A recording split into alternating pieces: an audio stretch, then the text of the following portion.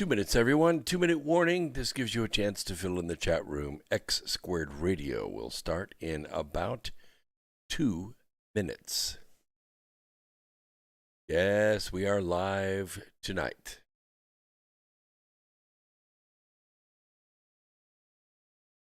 Doesn't matter. Our content is always current, appropriate, leading edge.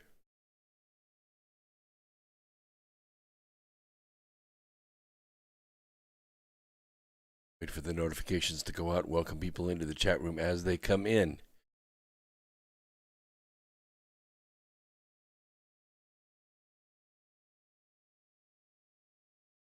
We have a lot to cover tonight.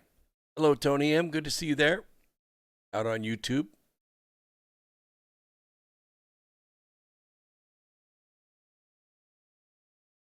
The last couple of weeks, people have been requesting in the chat room that I read a chapter or two out of Charm of Favor.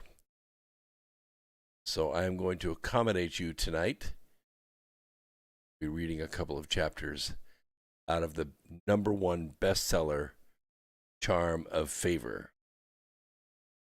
Greetings from Finland. Oh my goodness, that is so nice. Crisp 1977. Good to see you out there. Bring the Truth Frequency Radio studio in about 45 seconds. Till then, it's waiting for people to come into the chat room, join the program tonight. We're streaming live on the Truth Frequency Radio Network and also Twitch, Facebook, DLive, Twitter, and YouTube all at the same time through the miracle of modern technology. Markov Seppian, good to see you out there. Papa Susie. So we have people from the Sunshine Coast. We have people from Finland. The worldwide broadcast, a worldwide phenomenon. Thank you in advance for the reading. Okay, well, you have requested it, and so I mean to accommodate. Okay, let's go ahead and bring the TFR studio in, and then we will get started.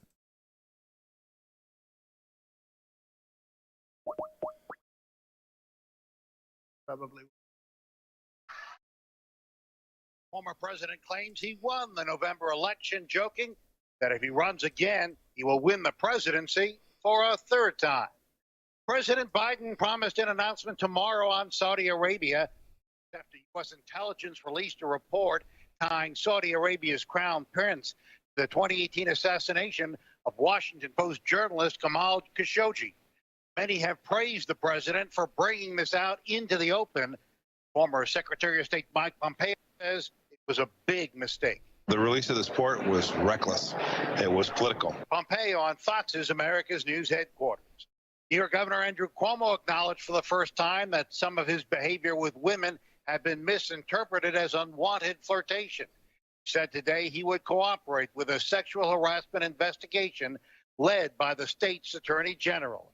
America is listening to Fox News. Are you running a business? Then why? This is Truth Frequency Radio. The wicked ones obviously under heavy Masonic influence.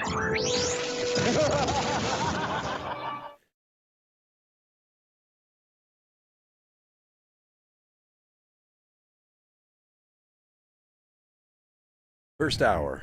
Here we go.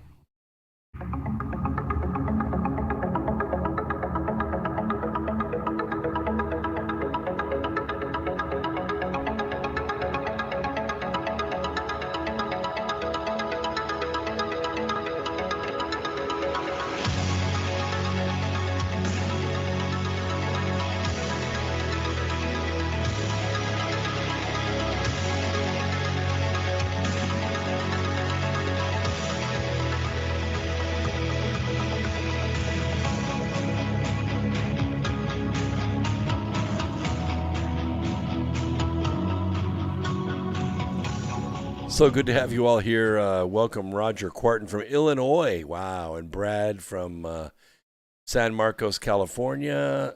Blue Water, San Marcos, California. And Brad from Mount Shasta. Good to see you out there. Patty Larios from Montana. Yeah, they're coming in from all over. Greetings. Thanks for representing Montana on YouTube. Falcon 80th, just chilling out there. I know what you're doing. You're waiting for more lemons to fall into your bank account. He's the luckiest guy out there, let me tell you. Danny Antstill, I think it is, or Anktil. Good to see you. Eric. Domo arigato misuto roboto. Dozo yoroshiku. Dozo yoroshiku.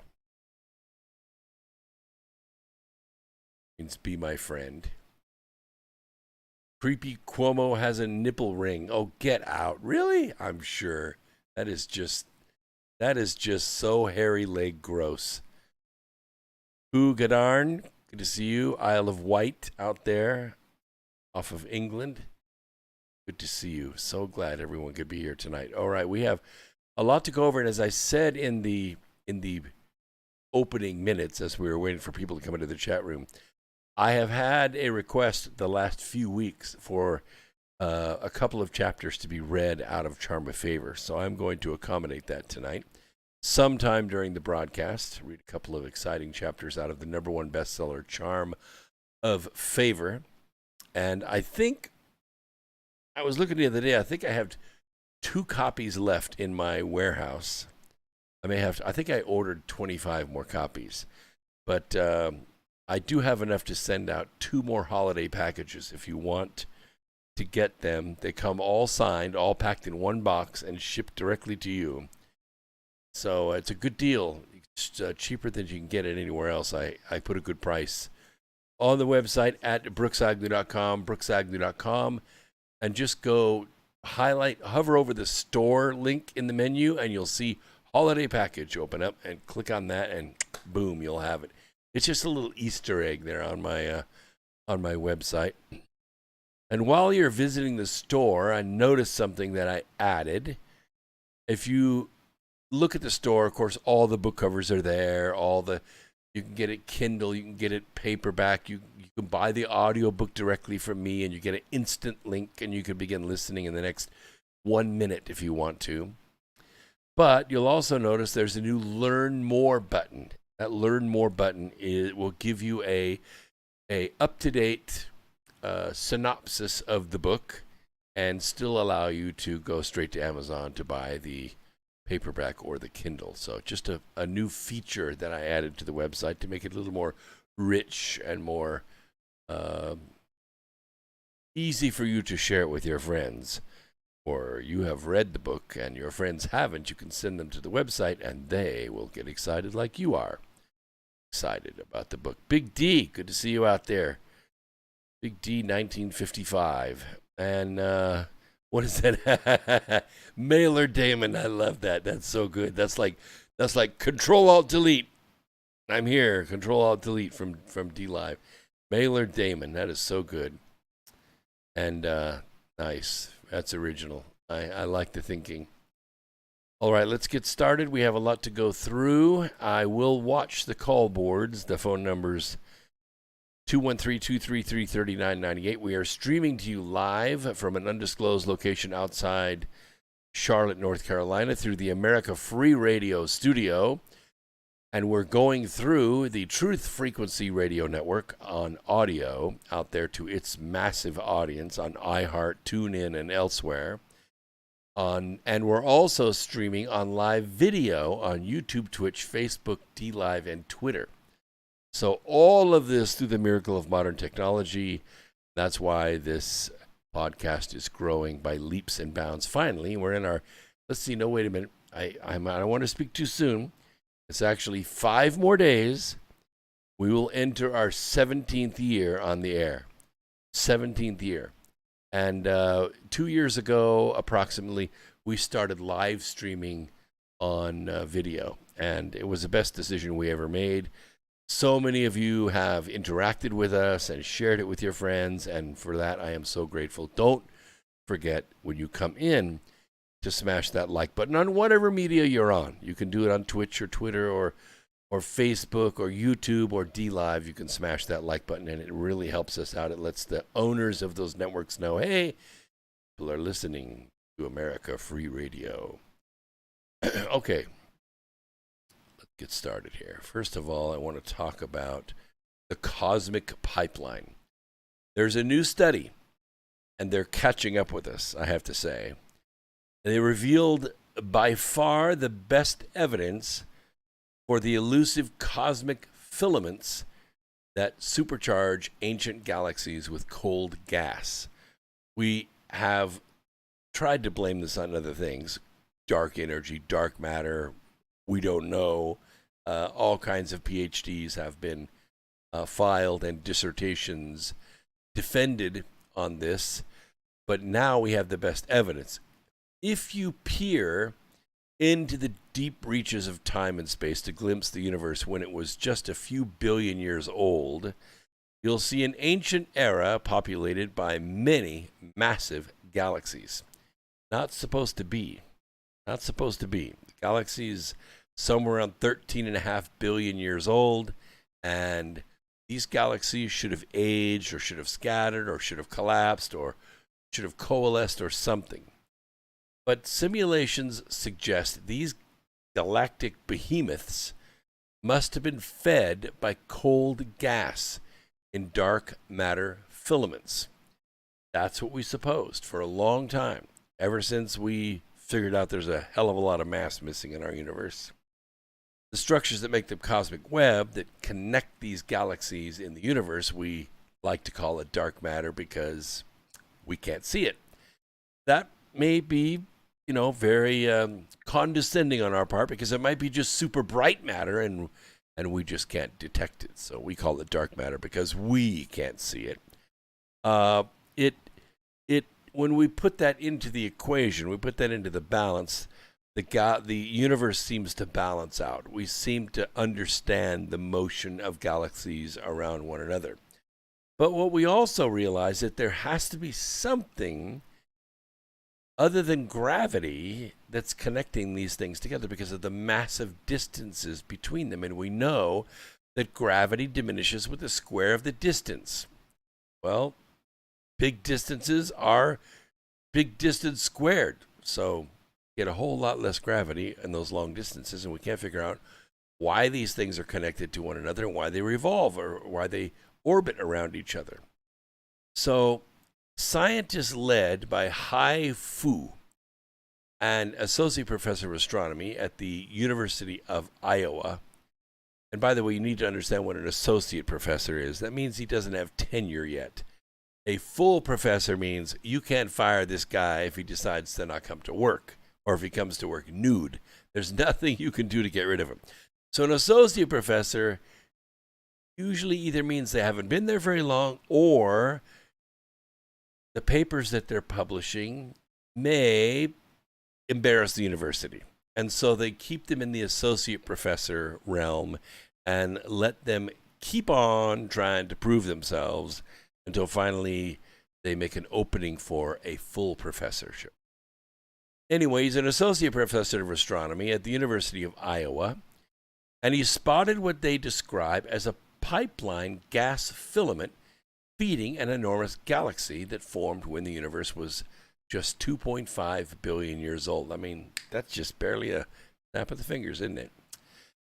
The discovery, which was years in the making, by the way, confirms long-standing models that suggest star-forming material is delivered to huge galaxies via these cosmic filaments, according to a study published this week in the Astrophysical Journal. It isn't the most exciting journal to read, but some of these papers can get kind of out there and they're interesting, and that's why I grab them and bring the news to you and try to explain it to you. And this is by far the best evidence we have for the mysterious gas streams, said Fu in an email. While previous studies have detected possible filaments in the past, They weren't able to capture detailed chemical information to support their origin as inflows. And usually this information is in the form of spectrographic measurements. We know the frequency of every single element in the universe. And we know whether that element is moving away from us or toward us. We know that if there's a hot body behind it, we could see the absorption frequencies of that. So this is what we're talking about when we say that that this evidence is being collected and information to support this origin. Now, Fu and his colleagues, in contrast, were able to identify the chemical signatures of the gas stream in the galaxy they studied, thanks to the very rare and fortuitous alignment of the giant luminous bodies around it. See, once the luminous body gets around behind it, so you're actually looking at the luminous body, but you're looking through all the gas particles in the way. And what's happening is that light is actually coming back toward the instrument that we're measuring with, right? Well, as the light's coming toward us, some of it's getting absorbed by the elements between that light source and us. And that's how we can tell what it is. We can't send a signal that far and wait for the signal to come back, but we can take the signal that's behind it. We call it backlighting in astronomy. And this was very fortuitous for them, and this was a good publication. As you know, astronomy is a very slow science. If you've ever gone out on a star watch when you were a teenager, and then you went out again as a 90-year-old man, guess what? The stars are in almost precisely the same spot. It just, one lifetime is just not enough to see anything other than planets move around. You're not going to see a galaxy move from here to over there.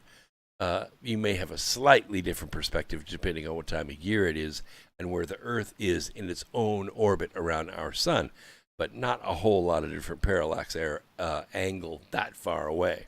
It's a very, very tiny shift.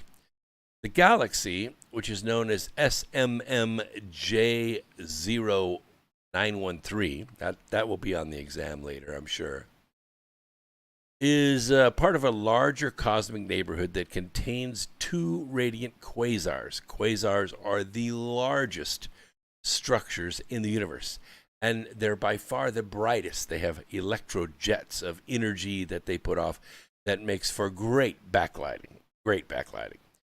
Now, because the two quasars are located behind SMJ0913, from our perspective on Earth, the brilliant objects backlight the foreground galaxy, enabling Fu's team to view never-before-seen details of the gas stream that nourishes this growth entity.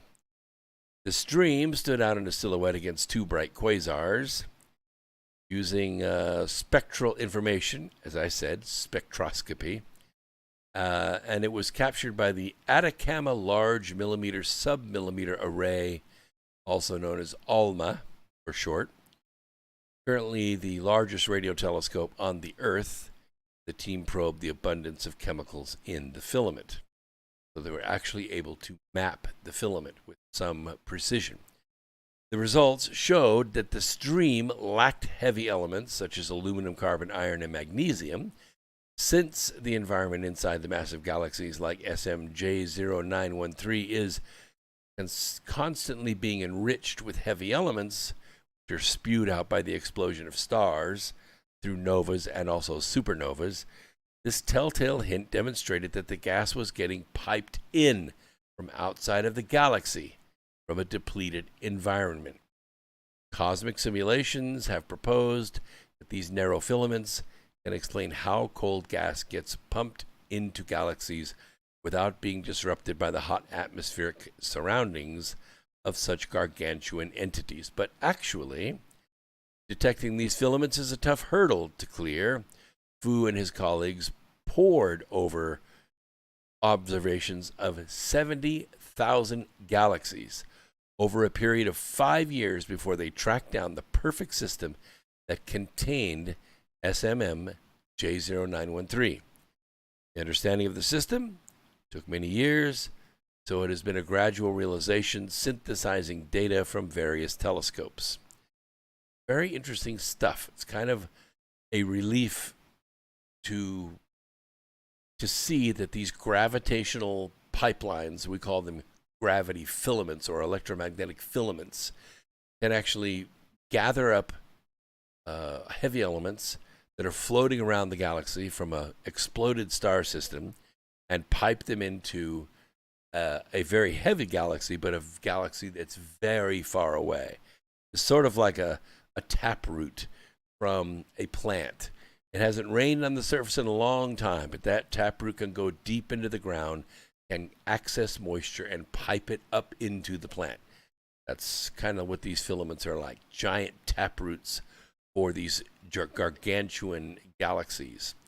Now, while the new study represents a breakthrough in our understanding of how massive galaxies formed in the early universe, there's still plenty of work left to be done.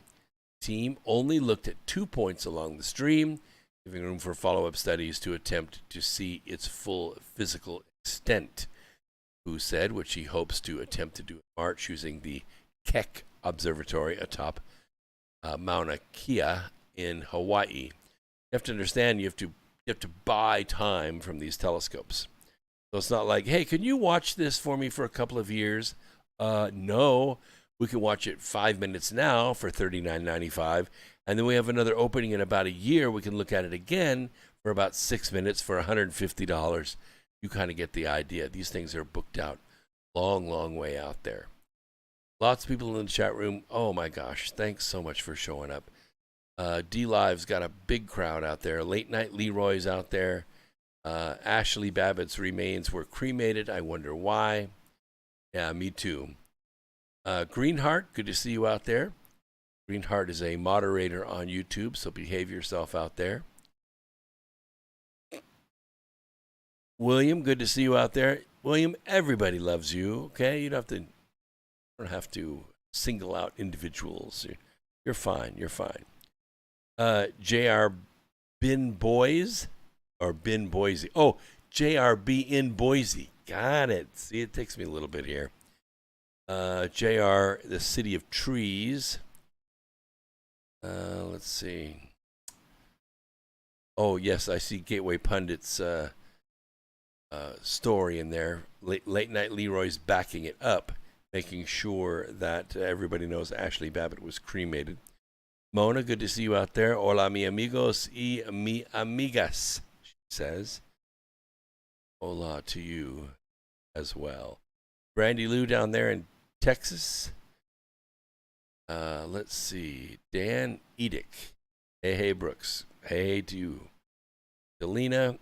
Hello, Greenheart. Has been a while. That's what I'm saying. You know, Greenheart comes in, then leaves, then comes back, and we're always happy. Always happy.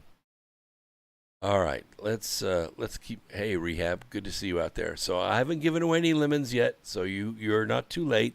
You're all right. We're going to give away some lemons in the second hour. Hang in there. Also, if you tuned in late, I know the last couple of weeks you've been asking me to read a couple chapters out of the #1 bestseller, Charm of Favor. So I have selected a couple of chapters. They're late in the book, so if you are just starting the book, it'll give you something to look forward to. It's a battle scene, and you'll like it, I think. So we'll read that. I'm going to read these 2 chapters. They're separated by a little bit because I want to read the contiguous story. If you know anything about my writing style, I kind of write the book like a TV series, in the sense that you don't tell the whole story with this one set of characters on this week. You tell part of the story, and then you tell part of the story of another group and part of the story of another group, and then next week you come back to and you address those 3 again. So that's kind of the way it's done, because the trilogy is written as a made-for-TV series. Charm of Favor is written as a big screen movie. We'll see what happens with that. See if somebody has the courage to make that a movie. Let me tell you, that would be one heck of a ride right there. And also want to recognize the people in the Truth Frequency chat room. There are some people hanging out there. Wollongong is out there. Let's see. Alan is out there. Sometimes he switches back and forth. He goes, he's bugging out because he's got to listen to an archive. Some people have to work out there, you know. I've been going all week, and I'm a little red-eyed right now, but we'll make it just fine. Okay, let's see.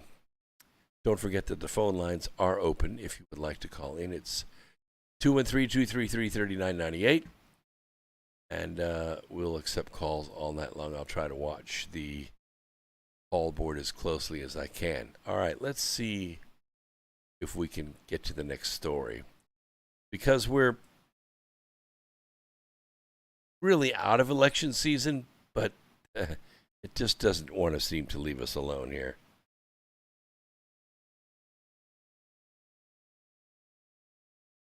The issue is that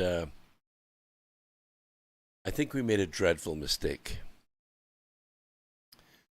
because freshman Representative Marjorie Taylor Greene, bless her heart, said she filed articles of impeachment on Thursday of this week against President Virtual Joe on his first full day in office, as promised.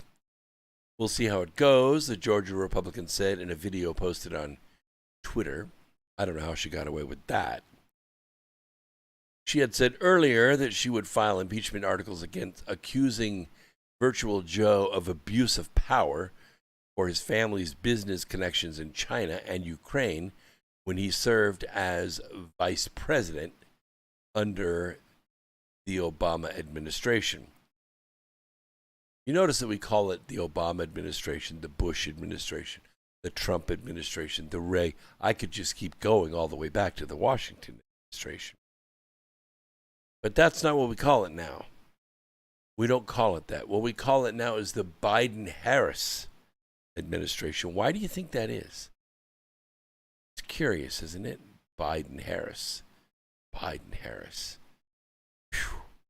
I tell you guys. Look, the truth is, no sexual favor is that good. It's just not. In a statement, Mrs. Taylor Greene said the case against Virtual Joe is vast and it's detailed. Virtual Joe is unfit to hold the office of the presidency, she said. His pattern of abuse of power as President Obama's vice president is lengthy and very disturbing. Virtual Joe has demonstrated that he will do whatever it takes to bail out his son, Hunter, and line his family's pockets with cash from corrupt foreign energy companies. She cited Virtual Joe's warning in 2015 to withhold $1 billion in U.S. aid from Ukraine unless the Ukrainian government replaced the country's prosecutor general, Viktor Shokin. Virtual Joe has said the prosecutor was involved in corruption. His critics have said that the prosecutor was investigating Burisma, the energy company that gave Hunter Biden a lucrative job on his board, for absolutely nothing. A subsequent Ukraine prosecutor general said there was no evidence of Hunter Biden breaking any laws. Of course not. But Virtual Joe residing in the White House is a threat to national security, and he must be immediately impeached, Mrs. Taylor Greene said. Virtual Joe abused the power of the office of the vice president, enabling bribery and other high crimes and misdemeanors by allowing his son to influence the domestic policy of a foreign nation and accept various benefits, including financial compensation from foreign nationals in exchange for certain favors.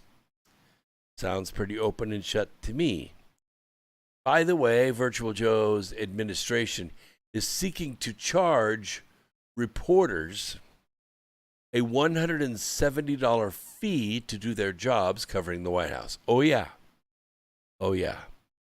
You know, President Donald Trump saved the country about $27 million by reducing the number of staff members in the administration. And I don't mean cabinet members at all. And I mean all the people running around the White House making coffee. Okay? Those people.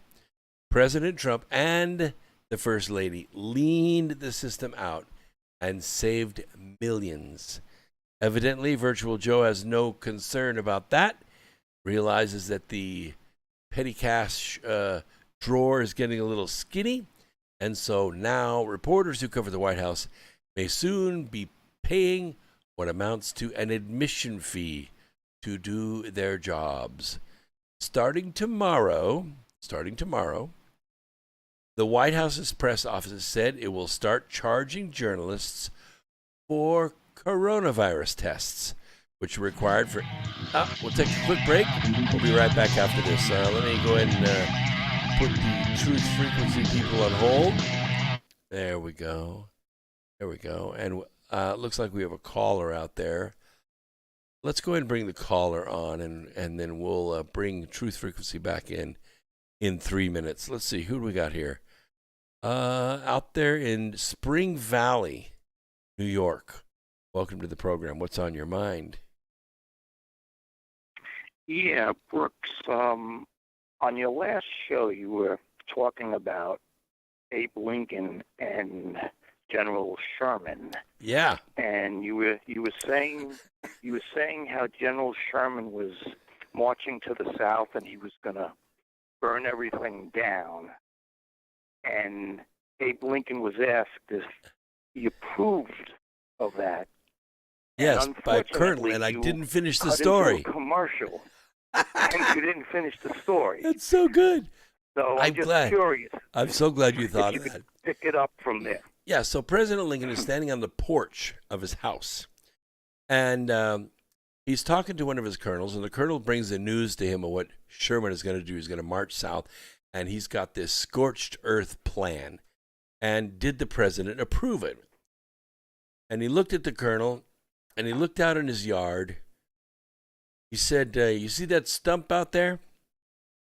There used to be a big, beautiful oak tree where that stump is. And one day I was out here on my porch and I saw a squirrel running across my yard. And that squirrel ran and stopped and looked around and ran and stopped and looked around, jumped up on the side of that oak tree and ran up that oak tree and disappeared down inside of it. And I realized that old oak tree was hollow. And sooner or later, a storm was going to come along, and that oak tree was going to fall over and smash my house. Might even kill me and my wife. And you know what I wish? And the colonel said, no, Mr. President. He said, I wish I'd never seen that squirrel.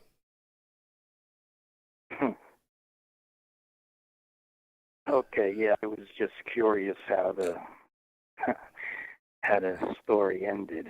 I'm so glad you brought that up. And I realized I got hit by the commercial right as that was coming on. It was right at the good part. Yeah. Yeah, so I listened to the rest, and the insinuation was... It occurred to me that you either... The insinuation was that you went on to the President Lincoln was aware of what Sherman was going to do. He didn't want to do it, but he had to do it. Because if he didn't do it, the tree was going to fall over and smash his house and might even kill him and his wife. So it was the same analogy. It was something that it pained him to do, but it had to be done. Yeah. And Lincoln was really between a rock and a hard place. He was not a very good statesman. He was a good speaker, but he could not convince the 7 states in the North, which were full of money and investors and taxpayers and, of course, voters. And they're the ones that had put the tariff of abominations against the southern states and were responsible for the southern states for seceding from the Union. And he could not get those states to lift those tariffs to keep those 13 states in the country. So he had no choice but to declare war. Yeah. Had he lived, how different would things of this country be had he lived? Well, for one thing, we probably would have seen the 13th Amendment that was ratified just as the war was starting. The 13th Amendment was proposed. At that time, there were 20 states.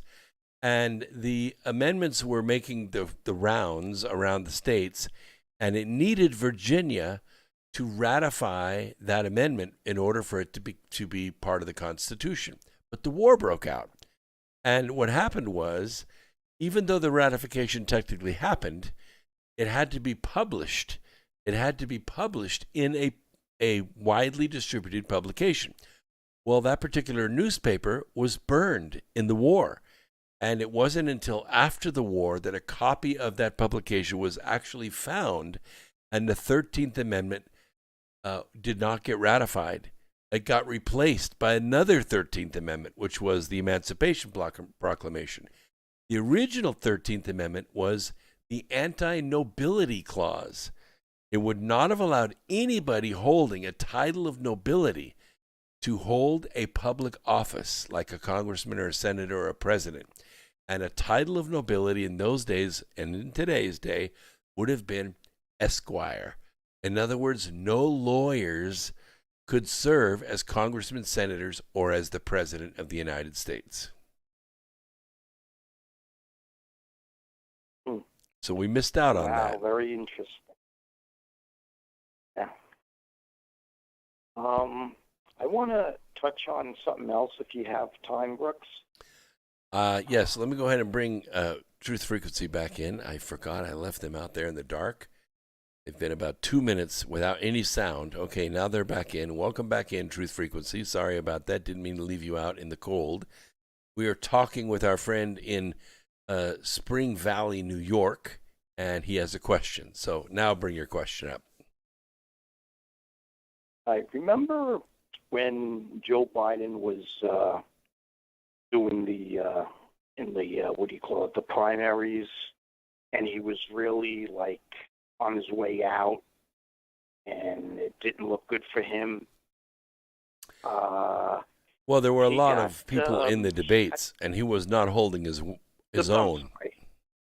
Yeah, the debates, and it looked like he was really, really losing. But this congressman from South Carolina, I think his name was Jim Claiborne, he endorsed him, and he saved him. And if it wasn't for that, Biden would have been history. So, do you think the deep state had something to do with that? Did they get together with Claiborne, and did they orchestrate this to change the scope of things? I don't have a lot of information on that particular thing, but I do know that the global syndicate is what I call them. You call them the deep state. Some people call them the cabal. I think they're way bigger than that. The same thing. Yeah. So the global syndicate needed somebody to serve as president. Well, actually, to serve as the not Trump candidate. But what they wanted was somebody who wouldn't pose much resistance to them. So in other words, once they slid, let's just say something really outlandish, like, I don't know, 63 executive orders, just slide them onto his desk and say, here, Joe, sign these. They didn't want a president that would say, well, now, wait a minute. I mean, at least let me read them. You see, Joe didn't do that. Joe just opened them and started signing. And that's the president that they wanted. Yeah. But who's behind all this? Obviously, it's not Joe Biden. Somebody's running. Running that's a really good question. Because there was a guy I heard on the radio the other day. I think it was on Breitbart. I was listening one morning on the way to work. And he said, Joe's not in charge of this government. The guy that's in charge of the government is Barack Obama. And I just about spit my coffee all over the inside of my windshield because that's a funnier joke than Joe Biden being president. Because, Barack Obama can't plan anything. If it wasn't for a teleprompter, he would never have been elected president. He was a complete idiot when he was trying to make stuff up on his own. Even when he read on the teleprompter, he still managed to mention the word I, me, or my at least 50 times an hour. It was the most incredible thing I ever saw. A huge egomaniac. No, it's not Barack Obama. It is this syndicate. And I don't know if it's any one person. I don't know if it's the the Prince of England. I don't know if it's the Saudi prince. I used to think maybe it was the parliament in the Netherlands, except they just recently all resigned. So it's not them. So I'm not exactly sure who it is that's the one person. But I have a feeling the behavior of this syndicate goes back thousands and thousands of years. The same people that crucified Christ, the same people that knocked the World Trade Center, this is the same exact group, which means some of these leaders need to be very, very old, or maybe even fallen angels. I don't know. You don't get that kind of contiguous game plan over 4,000 or 5,000 years without having the same guy at the head of it. That's how dark and terrible it is. Yeah, but I think the biggest danger to this country, I mean, there's a lot of danger, but I think the media plays a very significant role. It's a big brainwashing machine, and unfortunately, so many people take it hook, line, and sinker, and it's the media that could make you or break you, and that could elect people. I mean, look at this governor in New York, Governor Cuomo. Yeah. Somebody put the word out. Like, I don't know, Cuomo must have did the wrong thing or rubbed somebody the wrong way, because all of a sudden, media is attacking Cuomo. Who gave the okay for that to happen? Yeah. Well, the media didn't used to be the media. I mean, they were bad players. There was a bad newspaper. There was a bad reporter. There was always bad players. But there was also enough free press that good reporting and exposing nefarious deeds often did get done. But over the decades, what happened was what used to be 100 media outlets became 50, became 40, became 20, became 6. And now you have 6 white guys that are in charge, 6 old white guys that are in charge of all the forms of media, including, cable and a network TV and all the radio stations. They're all linked to these 6 guys. And if you want to add 3 more for the tech giants, frankly, I don't think they're really involved. I don't think that Jack Dorsey or the guy who's heading up Google or Zuckerberg, I don't think those guys are in charge of anything. I think they're good spear catchers, but they're not the ones who created those media. They're not the ones who run that and who manage that behemoth budget. That's done by someone else and someone we don't know. Well, that's my point. Like you say, it's the global cinema. There's a small group of people, and they have so much influence that they're telling the media what to do, what not to do, and we got to find out the link, who these people are, and how they're allowed to do this. Well, the Republican Party has long been the champion of breakups. They're the antitrust party. They're the ones that broke up Standard Oil. They're the ones that broke up General Electric. They're the ones that broke up Ma Bell. These were the biggest, most powerful, wealthiest companies the world has ever known. And yet the Republican Party was able to bring them in, use the Sherman antitrust laws, and break them apart. But for some reason, they can't do it with these tech giants. They just have been unable to do it. I don't know why. I don't know if the media works for them or if the oligarchs work for the media. I'm just not exactly sure. Yeah, I've been listening to a lot of alternate media and everything, and by accident I found out about this fellow by the name of. Did you ever hear of Jordan Maxwell? Sure, absolutely. Yeah, he's still alive, and he has so much knowledge, and he knows a lot about this. But he'll never be on the media. I'm wondering if you could ever have him interviewed and have an interview with him on your show sometime.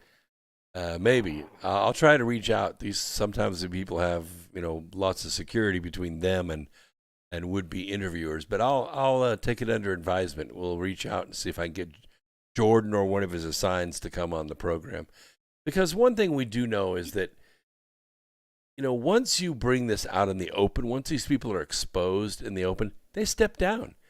I mean, the head of Disney stepped down. The head of look how many just in the last 6 months, there's been a couple of hundred major CEOs just take their golden parachute and walk away. So, there's a lot of shenanigans going on here, a lot. And by the way, some people have killed themselves. Some people have died remarkably young of heart attacks. 57 years old, die of a heart attack. That doesn't happen very often unless you're morbidly obese, and this guy wasn't. Yeah, but you'd never know about it because the media doesn't cover that unless you go through outside sources. Like your common Joe and Jane. They would never know this. Well, that's why we have America Free Radio. People need to listen, and then we can keep them informed. But there's other things to worry about here. You got big, massive institutional players like the Communist Chinese Party. Their money has infiltrated our universities, our publications, and especially our universities. And there are other sources of money as well. There's not just the Communist Chinese Party. There's also Britain. There's that kind of money in there as well.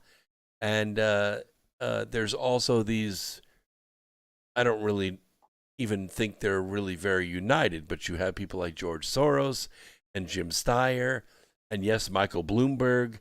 Little Mike is worth a lot of money, and he has an outlet called Bloomberg. He's one of the media moguls, and they have a lot of influence. They can decide whether something gets heard or doesn't get heard, and that's why we rely on this alternative media.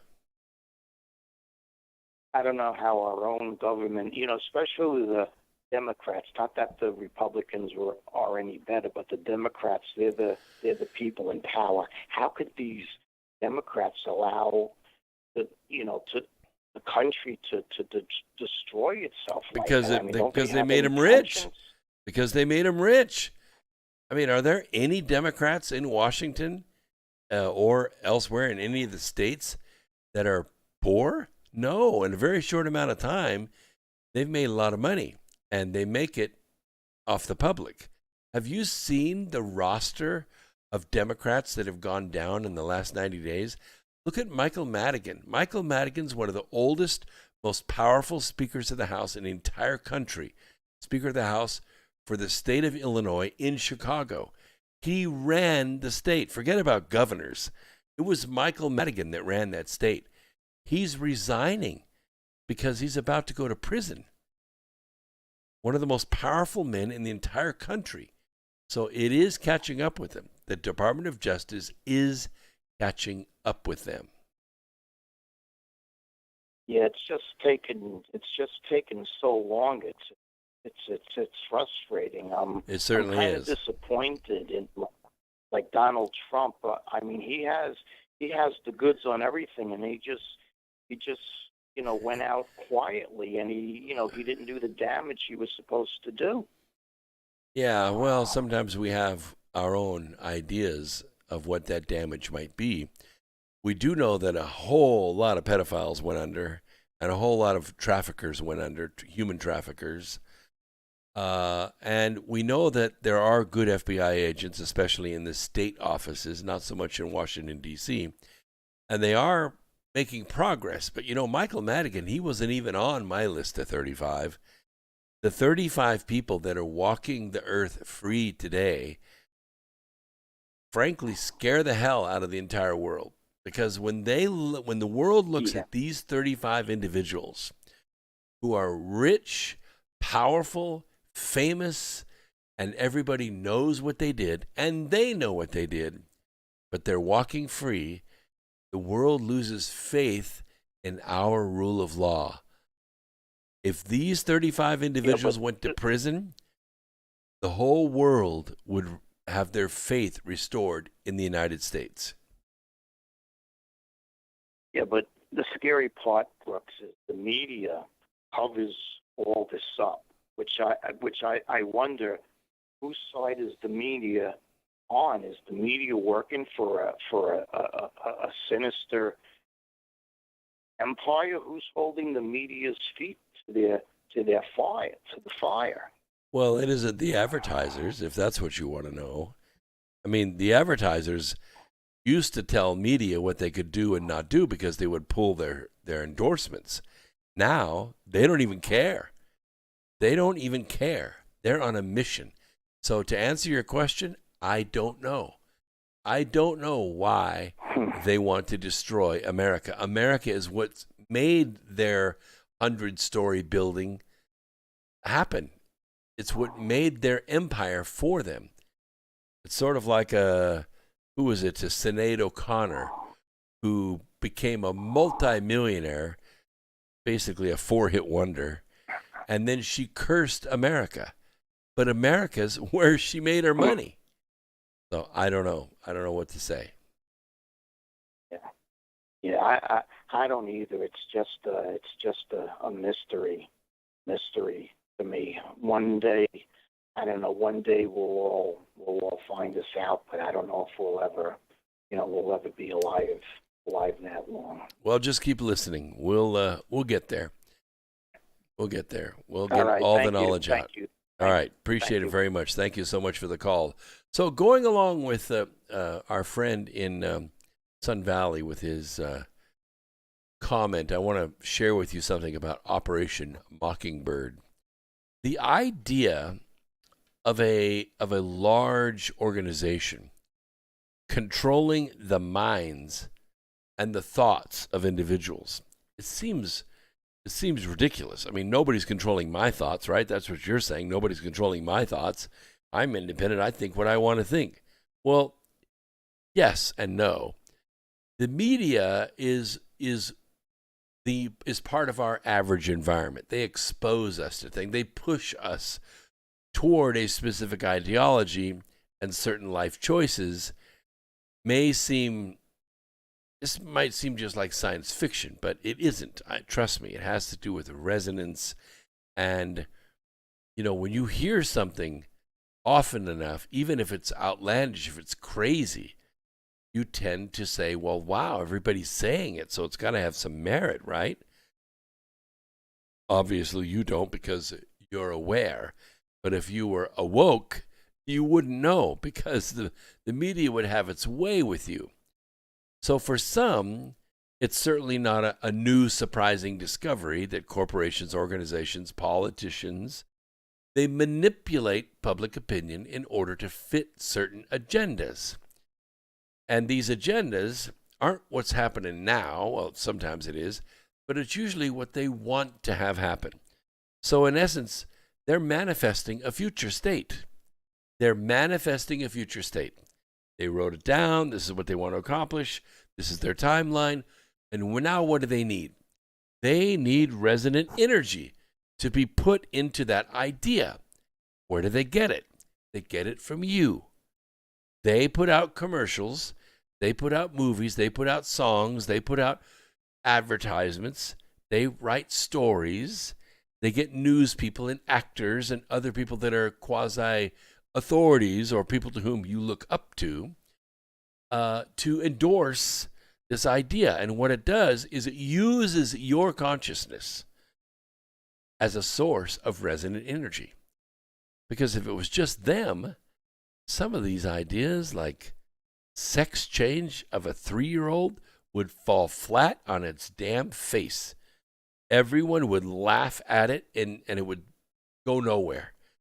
But because they push it in all the media, in children's books, in movies, in children's TV shows, in the libraries, in the news media, in the classroom, in the courtroom, in the legislative offices, they push it and they push it and they push it, and we abhor it. And then soon we tolerate it. And before long, we embrace it. It is our resonant energy that makes their future state manifest. Now, the CIA knows this, and they're controlling and they're manipulating civilians' minds, and it's not science fiction, okay? It is a conspiracy turned out to be true during the 1970s right here in the good old USA. Following the Second World War, the Central Intelligence Agency was able to gain control over what was being published, not just in the United States, but more in general across the globe. It exerted unbelievable influence over what the public should be allowed to see and what should be concealed. They did it. They created Twitter. They created Facebook. They created Google. They created these media that you access and you think you're being all free and everything with it, but they're pumping this stuff at you all the time. All the time. It's called Operation Mockingbird.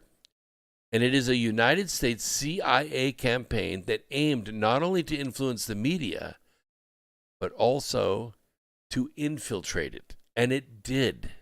It did. Since the 1950s, the CIA started recruiting journalists, editors, students, radicals, in order to write and promulgate these fake stories, what we call fake news. Now, the CIA's stories were entirely propaganda, and their employees were paid enormous salaries in order to promote this fake news. Essentially, the CIA managed to control both national and international newspapers through a bribe. During the 1950s, Cord Meyer and Alan W. Dulles devised and organized a propaganda outreach program. They recruited leading American journalists into a network in order to promulgate the CIA's views. The CIA went to the extremes of funding students, cultural organizations, magazines that would spread the CIA's views of events. However, the suspicion that the CIA could manipulate public opinion arose between 1972 and 1974. You know why? Because of the Watergate scandal, which exposed President Nixon's involvement in the war in Vietnam.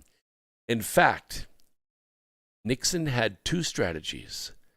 Whereas on one side he was employing aggressive strategies in order to try and appease North Vietnam, but on the other he was trying to appease the protests in the United States by demonstrating through the press and the news that he was aiming to achieve a peace agreement and bring home the American troops.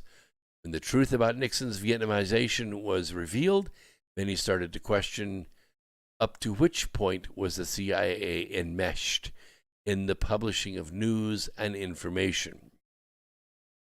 Moreover, during the Cold War, the CIA supported many prominent writers and artists such as Arthur Schlesinger and Jackson Pollock in their propaganda war against the Soviet Union. By the way, that goes all the way up to 2017. In 1977, Carl Bernstein published The CIA and the Media in Rolling Stone. Boom. The article exposed much of the CIA's attitude towards the spreading of fake news and its tacit as well as implicit collaboration with journalists.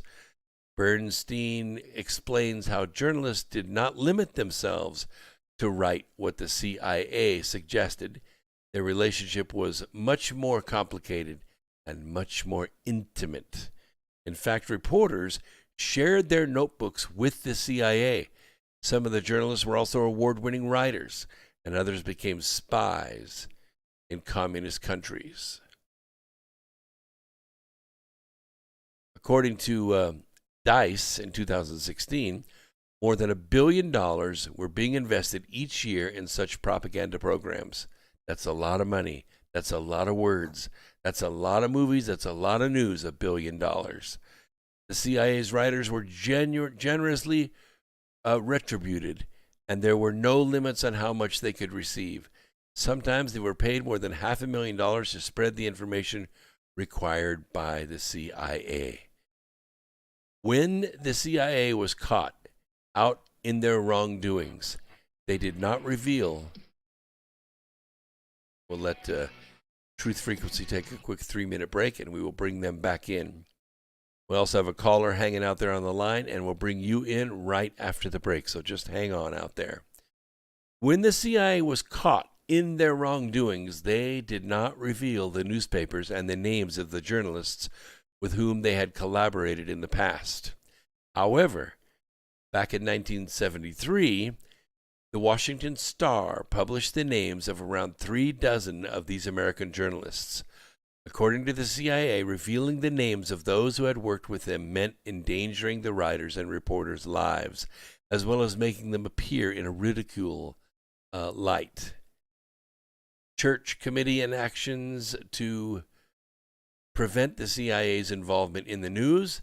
During the 1970s, the Church Committee was created by Senator Frank Church in order to investigate any government operations and potential abuses carried out by the CIA, the NSA, the FBI, and the IRS. During an interview, Senator Church publicly claimed, and I quote, "We have quite a lot of detailed information, and we will evaluate it, and we will include any evidence of wrongdoing or any evidence of impropriety in our final report. We will make recommendation," close quote. Well, in 1973, the CIA published Family Jewels, a book which exposed all of the information that had been hidden and or manipulated through the years. The book is around 700 pages long. In the same year, William E. Colby stated that CIA will undertake no activity in which there's a risk of influencing domestic public opinion, either directly or indirectly. Do you believe that? I don't. The agency will continue its prohibition against the placement of material in the American media. Certain instances, usually, where the initiative is on the part of the media, the CIA will occasionally provide factual, non-attributable briefings to various elements of the media, but only in cases where we are sure that the senior editorial staff is aware of the source of the information provided. Doesn't matter, they're not going to give up the source anyway. Then in 1975, the CIA admitted their manipulation of mainstream media in order to forge and redirect the opinions of American citizens. That would be you. They admitted that information was distorted in order to fit specific agendas. Following a report published by the U.S. Congress in 1976, the CIA currently maintains a network of several hundred foreign individuals around the world who provide intelligence. Let's bring TFR back in. There might be a little music here.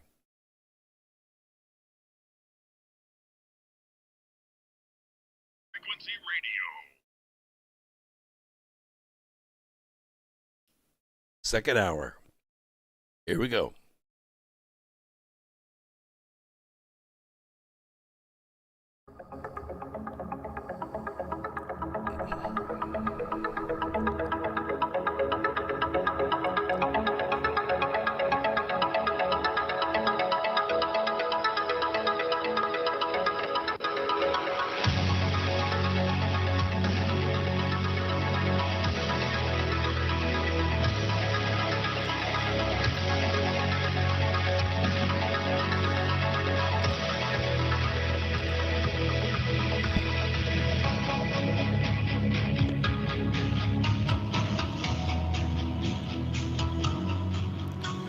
Well, the bottom line is that you have been influenced by the mainstream media, because the mainstream media has been influenced by the CIA, the NSA, and other organizations that are trying to manipulate the public mindset.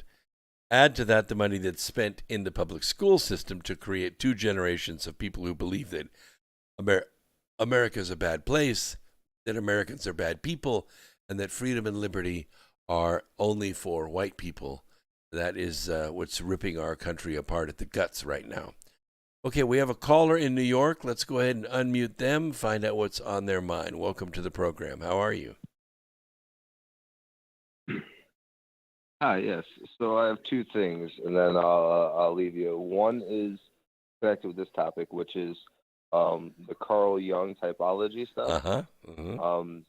Sigmund Freud, the founding of one of the founders of psychology, he wound up having two students who you know of, Edward Bernays, who helped with the whole Mockingbird project with the propaganda, Yeah. and then you had Carl Jung. Now, Carl Jung is the key. His work with the Myers-Briggs type indicator stuff is, I believe, his key to helping unlock humanity from this Mockingbird project. By understanding our personality types and how our minds work, would be less susceptible to the brainwashing. You know what I mean? Well, yeah, absolutely. And, you know, if you were to tell somebody, well, I'm going to brainwash you, well, they would immediately throw up defenses and prevent themselves from being brainwashed. But if you told them, I've been brainwashing you for the last 5 years, they will look in themselves and say, no, you haven't. All my thoughts have been my own. But then you could go through and list all the suggestions that you made to those people and the actions they took on those suggestions. And a very small number of those people will admit to having been brainwashed. So the idea is even someone who knows of brainwashing. Yeah. I mean, even just saying the word brainwash to somebody sounds so 1950s. People believe that they are sentient beings able to make up their minds for themselves. But Horowitz published an excellent paper, Dr. Horowitz, by the way, published an excellent paper that said that Google manipulates anywhere from 5 to 7% of the decisions of voters based upon the search criteria that they return based on certain keywords. For instance, if you put Hillary Clinton in Google, you get all these wonderful smiling pictures. You get these wonderful articles. If you put in Donald J. Trump, you get all these sneers and off-color photographs and pornographic jokes and all these things about his taxes and his, filing bankruptcy. Every bad thing you could ever see. Now, if a person's doing honest research, eventually they're going to come away and say, wow, everybody loves Hillary and everybody hates Trump. That influences up to 5 to 7% of the people toward Hillary and away from Donald Trump. That's a known fact. Those people are being brainwashed. Now, when it comes to being brainwashed, people, if they understand, a lot of people don't know their minds, like how their minds work. So because of that, at least because this typology stuff is still technically theory based. But with the cognitive functions, people don't even understand they exist, and then therefore, like if they're a feeler type person that leads with feeling, they don't realize that they could be easily manipulated by the mainstream media with the emotions and all that. Or even someone that's a logical thinker can be manipulated by logical patterns. Absolutely. Like you said before, someone can be brainwashed because they understand that the person's a thinking type. And even if you know that you're a thinking type, doesn't mean that you still can't get brainwashed or put into a little trap, even if you know about the personality type. So, I mean, I'm just saying that overall, it would help for people to understand that if they're a feeler type or a sensory type, how they could be tricked, because that's what's going to happen. You automatically, your mind's going to look for what you understand and how you gather knowledge. Right. And they've set up traps for everyone in every type of way. And I wouldn't doubt that they already know about the Myers-Briggs stuff and have been working on the theory and agree with it. Because, just because they hide something away and they don't show it to the people doesn't mean they're not working on it. You know what I mean? Yeah. Yeah. And it has to do with resonance too. If you make a general, let's just call it a sound, those people that are pretty close to resonating with that sound are going to pick up on it. The people who are, way off key to that, they're going to be repulsed by it and they're not going to listen to it. So you're going to have to create a different sound to get to those people. So that's why, in the car business, when we design a car, we don't have a clue what's going to sell and what won't.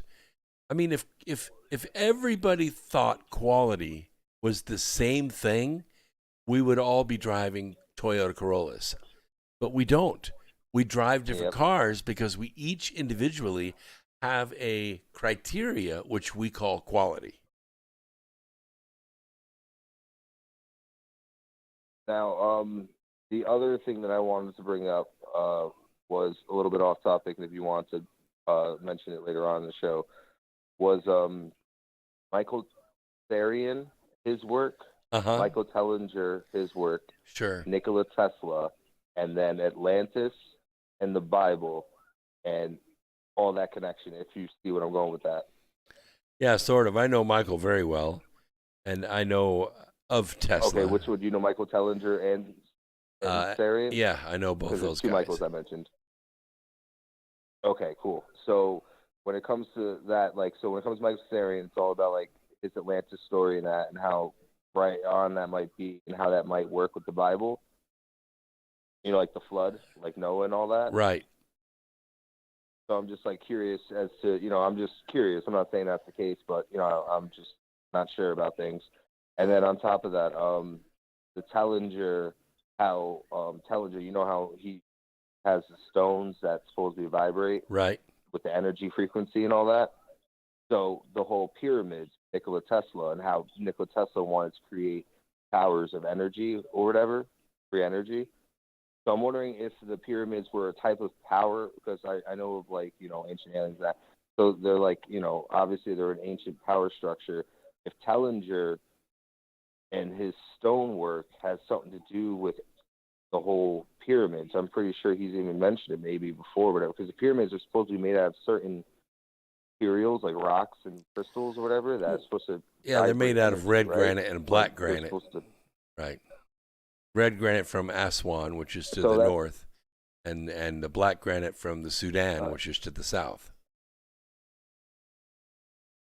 So yeah, that's so my questions, like I was stating, so all that combined in a way, if you could just give whatever knowledge you have on that, and if you want to answer it later on during the show. Well, I might not do it tonight, but as I've written a fair amount on that, but I'll take that under advisement. Maybe I'll do a program on that next week, but I appreciate the suggestion very much. Okay, and you can go back to some of my archives and listen to the interviews I've done with Michael Tellinger. Okay, you've done interviews with him? Okay, oh yeah, sweet. Yeah. For the first 10 years of my program, I must have interviewed 700, 800 people. And then it just got to the point where my audience basically said, look, we've heard from those people a lot. We never get to hear from you, so change your format. So I did 5 years ago. I rarely have guests on the program, maybe once every other month or maybe a couple a month. But I don't have a lot of guests on the program just because I want to hear my take on stuff. So I kind of switched it to a Rush Limbaugh kind of style. Yeah, you do good. What do you, and trust me, I've been listening to this conspiracy stuff. I label you under conspiracy, no offense. But his history conspiracy and all that. But I've listened to all this type of stuff over 10 years, and you're one of the only, better yet, truth movement, I should say. And you're one of the only people that I've come to actually think. You're someone that's I see as trustworthy. I appreciate that very much. Over 10 years, I've listened to all types of people. Yeah, like I said, Michael Tellinger, Michael Tsarian. Now, what is your take on him? You think he's a little? I don't. I don't issue public opinions on individuals, but I like some of the research has integrity. Where people often go awry is when they draw their own conclusions from that information. And the conclusions are wrong. And of course, we're open to debate on that. We can discuss those things, but it shouldn't really be a reflection on the individual. There are certain individuals I won't make any comment about at all, but not Michael. Michael's a good guy. He works incredibly hard, and he's a really good expert in especially the areas of the ancient South African settlements. I really have a lot of respect for what he's done there. And one last thing before I go, when it comes to Michael Tellinger, do you know how he did? I know that he was trying to get the Ubuntu movement going. Well, Ubuntu's much older than Michael Tellinger, but I know what he's trying to do with it. It's sort of a community that everybody contributes a little bit, and then everybody benefits from that. And we've had our esoteric discussions about this over a couple beers and a picnic table in the mountains before. And, he and I differ on some things, and it's mostly on human nature, because I have found in my studies over the years and in my practice in setting up many, many manufacturing plants, some with a few dozen and some with a few thousand employees, that I could see the nature of humanity when you try to get them to contribute into a system that benefits people that don't work. And this is the great flaw in his idea. I know what he wants to do with Ubuntu. I have great respect for it. On the surface, it sounds very good, but when you have 20% of the people doing 80% of the work, it never functions. Now, with his Ubuntu movement, the one thing that I think is very important is this typology stuff, and I think it needs to be implemented into society. Now, with the typology stuff implemented, I think something like the Ubuntu movement would actually work wonders. I believe that you could actually take away money if we implement the typology correctly, because we have enough, in my opinion, we have enough people on the planet that want to do things, but the only real reason why they're held back is because of money. So, like, someone would go be a doctor and they have a passion still to be it. They just don't have the money to get there. You know what I mean? Or they want to be a lawyer. They just don't have the money to get there. And so it might seem like a fantasy, but with everyone understanding how their personalities work and better knowing how their minds suit it and what they're best suited for, they could wind up being a major like, basically, because we don't understand how our minds work, we're not even working at like 0%. You know what I mean? Like, we might be working at like 10%, but we don't even really know what we should be doing, what's our best way about it, because we don't even know how our minds operate and function in the first place. So it's like we're taking a hammer and we're trying to build an entire house with just the hammer. It can kind of work, but you're gonna need a saw at some point. You're gonna need a balance, a leveler. Like, you need more than just the hammer. And I agree. Supposedly. I think what happens is, in our education system, we have lost the ability to teach people how to dream. We've lost the ability to teach people how to think about what they want out of life. We keep telling them what they have to have out of life. And then when they end up graduating high school, they are ill-equipped to handle life because the information that they have been given does not match the resonant frequency of what it is they're best at. They may be musicians, they may be mechanics, they may be pilots, they may be horticulturists, but they all got the same education because nobody in the system taught them how to properly dream.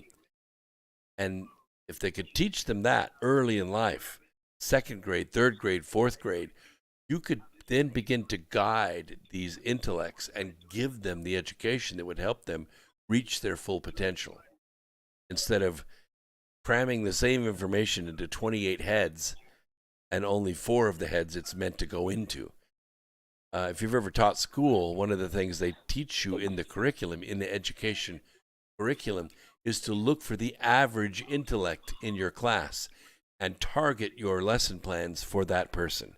And then you have to placate the geniuses, and you have to help up the people that don't have the faculties. But you aim your class at the average employee, and it really doesn't do anybody any service. Not the average employee, the average student. Right. Right. Well, yeah. So this personality stuff, I think, would definitely help with all that. No doubt about it. No doubt about it. If there were good ways, and I really do believe. Yeah, if there were Well, good ways of I classifying really, that and determining what a person's assets are and what did they bring to the table from previous lifetimes, habits, scripts that they've written in past lifetimes, how do we accommodate that, get past that, work with that? That would immensely change the potential of the human race. exactly, and I really believe that money would be able to be taken out. And also with that, like, there's just so much BS in the world. In my opinion, wouldn't happen because people. I think one of our major problems is the lack of understanding, miscommunication with understanding. Yeah, I think well, that's our I hear major. the same thing in the plants all the time. You go take my surveys out on the assembly line, and the most common thing I ever get is we don't get communication from management. They don't communicate well, so it's a common problem, and that's where Carl Jung was so gifted in that he was able to pick up on man and his symbols. He understood the symbolism of communication. Well, we may print words which we think are clear, but without the right symbolism, it doesn't resonate with the person who's reading it. Yeah, that is true. And did you? And then last, I'll let you go after this. Donald Trump today. Did you hear his speech? I did. All right, and I didn't hear the first half of the show. Did you mention it in the first half? No, I didn't. I didn't mention it, but he was skillful, and he, of course, handled the crowd very well. But he, he was there to give the Democrats a case of the red ass, and he did a very good job at that. And what do you mean by that? Well, I mean, saying stuff like, I may have to win a third time, indicating that I won the second time and you stole it. And then he also mentioned in one, I was talking with your future first lady, and that was also another innuendo that he might run again in 2024. But the main thing that he did is he tore Virtual Joe's administration apart from one end to the other. Every decision, every policy, every result in the last 63 days has been a complete disaster. Now, what do you call it? With The what? I missed that.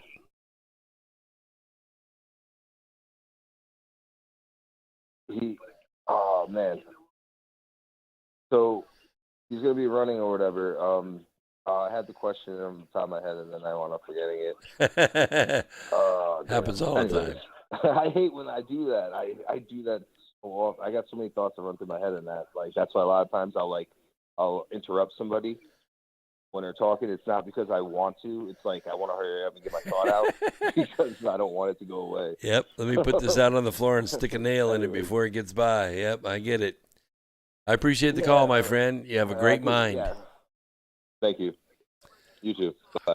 All right. Let's Mockingbird, Operation Mockingbird is alive and well. It's being used. Barack Obama authorized its use in the United States, and the mainstream media has been participating in a messing with your mind all during his administration.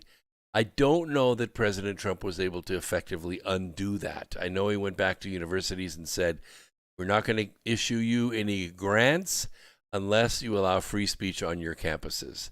But that doesn't mean that the campuses listened. And I don't know if he took the grants away. I just don't know the status of all that. I know he tried. I don't think it was very effective. All right, listen, we're about into the second hour pretty well. So I want to take care of all my listeners that are out there on D-Live. There's a pack of them tonight. Mailer Damon is a guy that's been out there, very clever. What is it? Yes, one lemon will be worth $30,000. Oh, if that's true, Mailer Damon, then I'm retiring right now. No, No, one lemon is worth about, I don't know, a tenth of a penny right now. But it's a cryptocurrency, so, anything could happen. Anything could happen. And Thomas won. That's right. Lemons are the new Bitcoin. It's not exactly. They're both blockchain, but they're different. Okay, Bitcoin obviously has value because it's backed by prime numbers. Lemons are backed by nothing, just the availability of it on DLive. And big D95's out there. Let's see who else we got on. Falcon 80th is out there, and there's a bunch of other people, but I don't know if they're in the chat room. There's let's see, let me check the board here really quickly.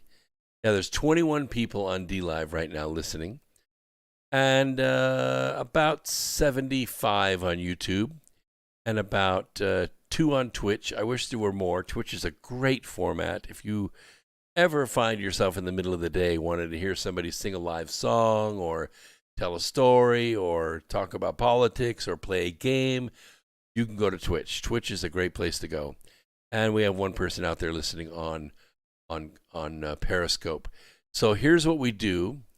We go into my my bank here, and I'm going to go ahead and pump this up to, let's see here. I'm going to pump it up to about 100 lemons. According to according to our listener, that's about $3 million. Not really, not really. This is just 100 lemons. And then what we're going to do is distribute these awards right now. So what happens is DLive has an algorithm that searches through all 21 people. It randomly selects 5 people, and we distribute those lemons to those people. This is my gift to you for listening to America Free Radio. You can always reciprocate. If you should ever want to, you can come in and you can donate lemons or the other cryptocurrencies that are different denominations in there. So right now we get the list, and the list is Mailer Damon, 39 lemons. That's pretty good.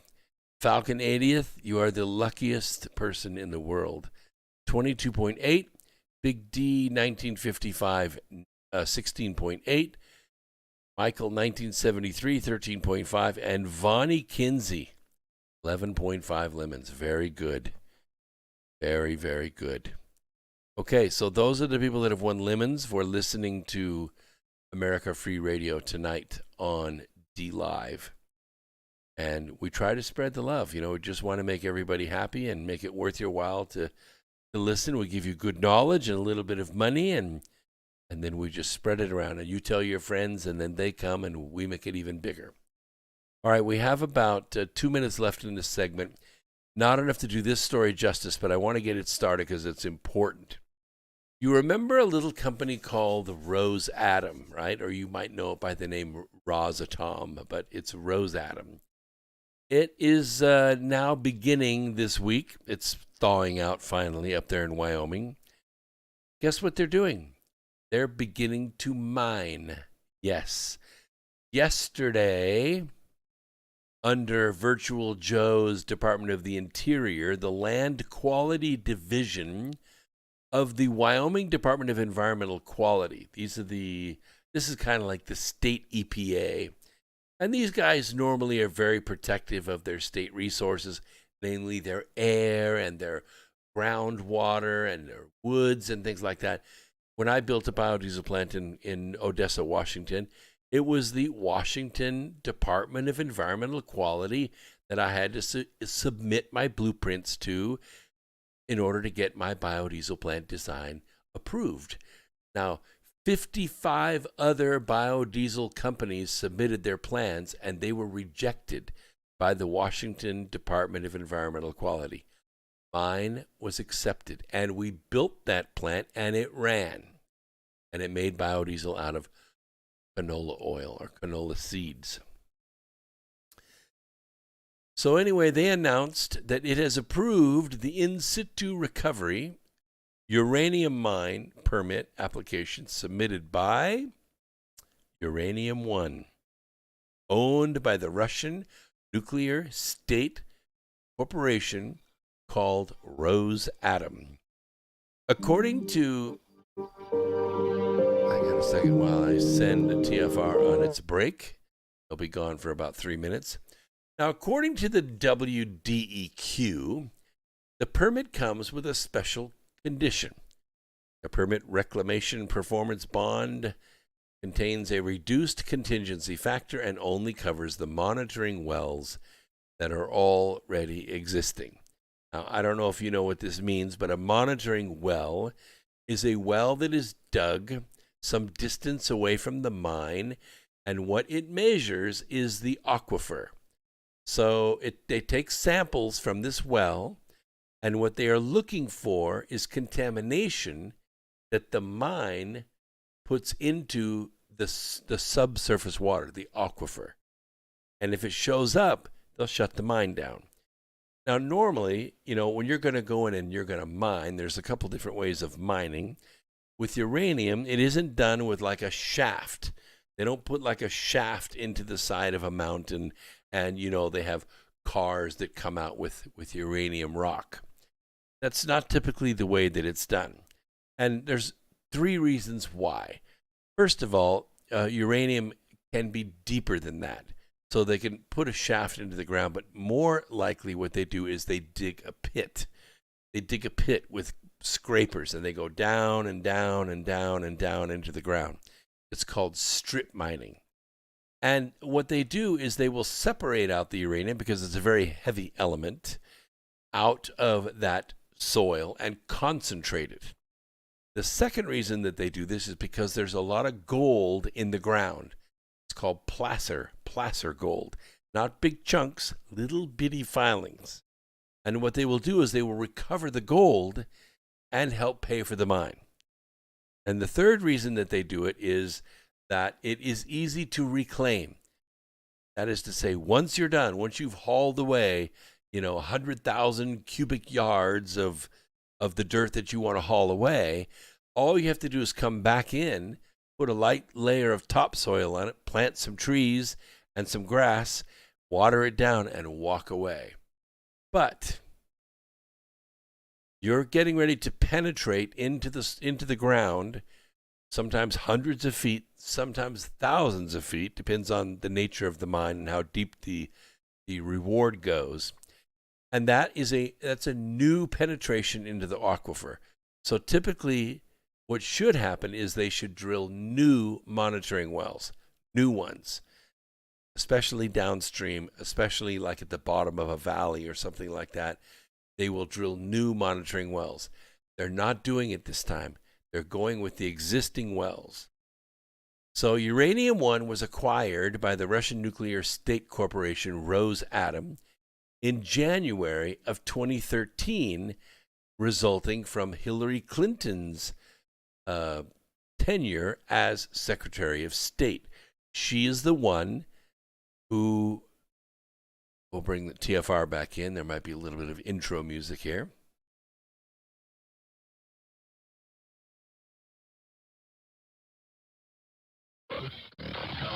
Real people, real radio. Initiating the truth frequency. This is Truth Frequency Radio.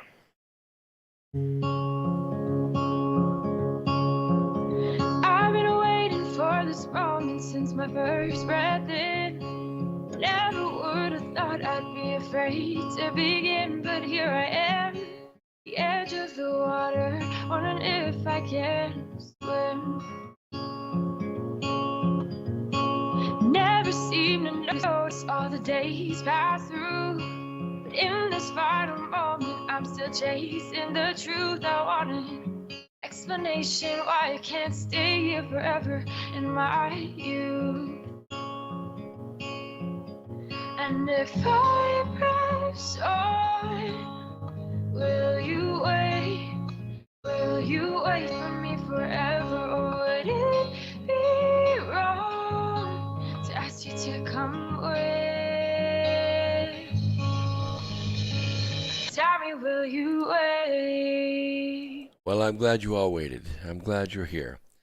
We're halfway through the program tonight, and we're talking about Rosatom beginning its mining operation in Wyoming. Now, it's now 2021, As you recall, during the first 4 years of the Obama administration, Hillary Clinton was Secretary of State.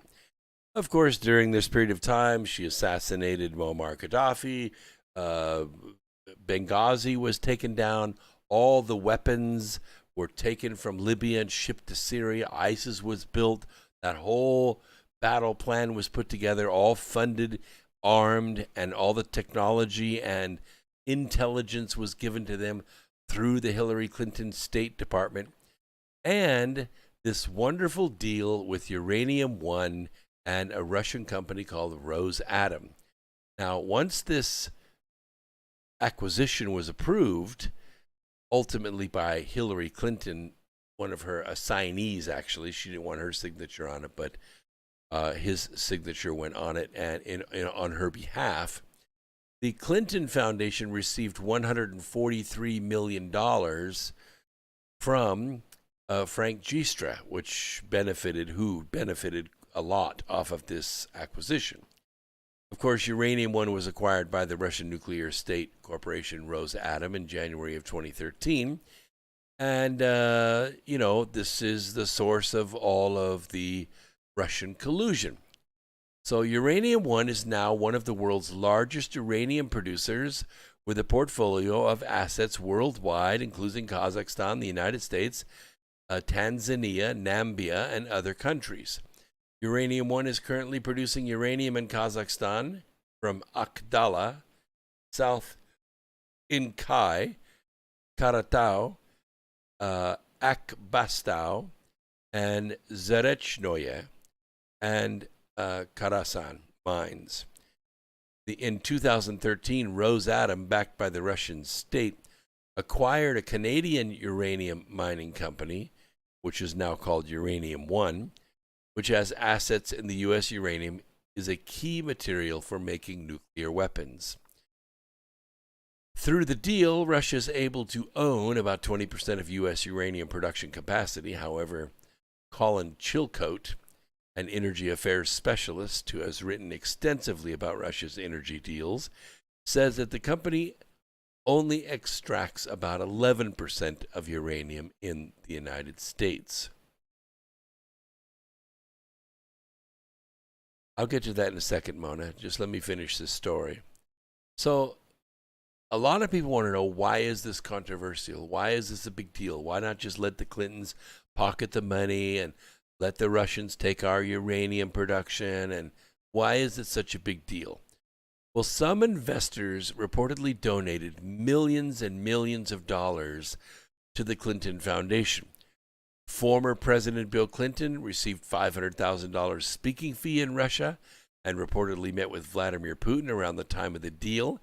Republicans who are largely critical of the deal have said. The FBI had looked into the agreement and uncovered that some Russian nuclear industry officials were engaged in nefarious dealings, which included extortion and bribery and kickbacks. The Hill reported all of that, and then there was evidence of wrongdoing by Vadim Mikharin as the Russian official overseeing Putin's nuclear expansion in the U.S., who was eventually sentenced to prison, was discovered by the FBI before the deal was approved. All of this has been covered in Peter Schweitzer's book. It's also covered in Charm of Favor. But the White House press secretary, Sarah Sanders, told Fox News if anyone colluded for foreign government in the 2016 election, it was the Clinton campaign. And it's incredible because the contract called for 4 payments of $750,000 over 12 months. APCO was expected to give assistance free of charge to the Clinton Global Initiative as part of their effort to create a favorable environment to ensure the Obama administration made affirmative decisions on everything from Uranium One to the U.S.-Russia Civilian Nuclear Cooperation Agreement. The key issues at stake in this whole investigation, why I bring it up tonight, are all about intent and knowledge and foreknowledge, okay? And that's why these are some of the biggest crime gangs the world has ever known. And it isn't just about money. It's also about the uranium, because weapons can be made with this uranium, and a lot of this uranium could also be used to power plants. But it's being taken from us because of this deal, and it should be rescinded. It really should be. If you want to end something, Virtual Joe, why don't you end this deal instead of the XL pipeline? All right, Mona brings up a good point. She said, if people don't want to have a forced vaccine to get into a grocery store, etc., we need to be working against this insanity every single day. My opinion, as always, but I feel very strongly about it.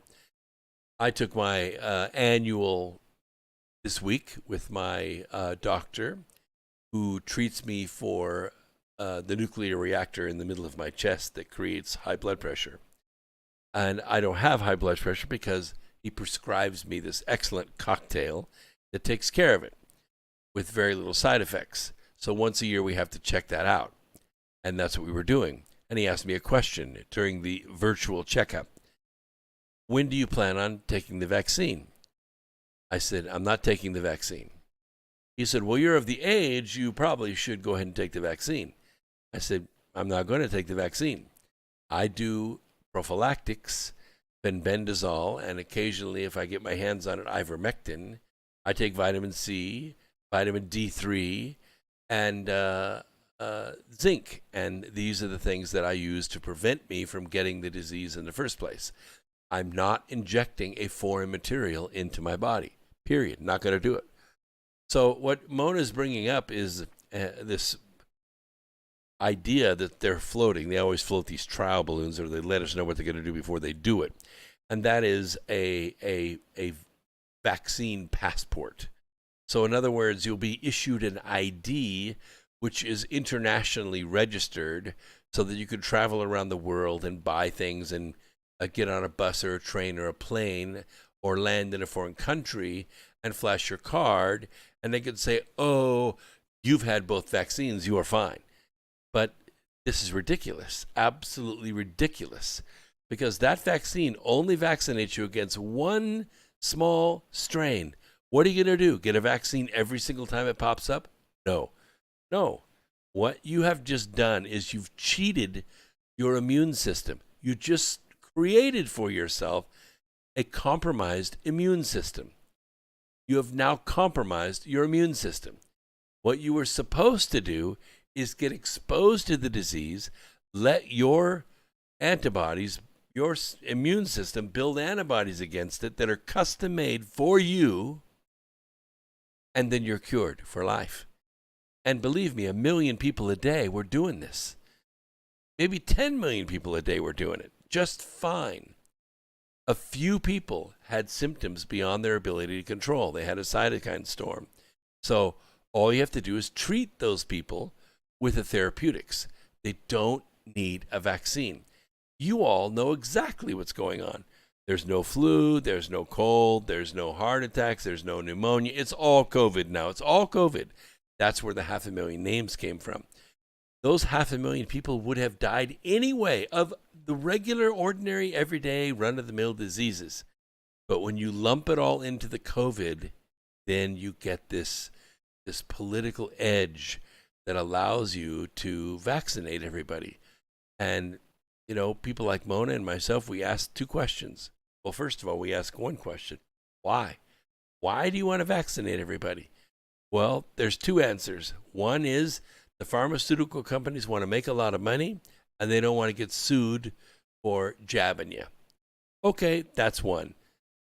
Yeah, maybe it's monetary. Maybe the vaccine. Maybe the pharmaceutical companies, Johnson & Johnson or whatever company, Pfizer or whoever comes up with the.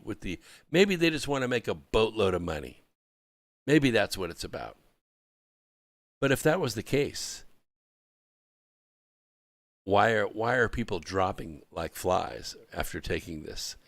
Why are they ending up with things like hemophilia? Why are they ending up with terrible colds and dying of high blood pressure and these crazy side effects?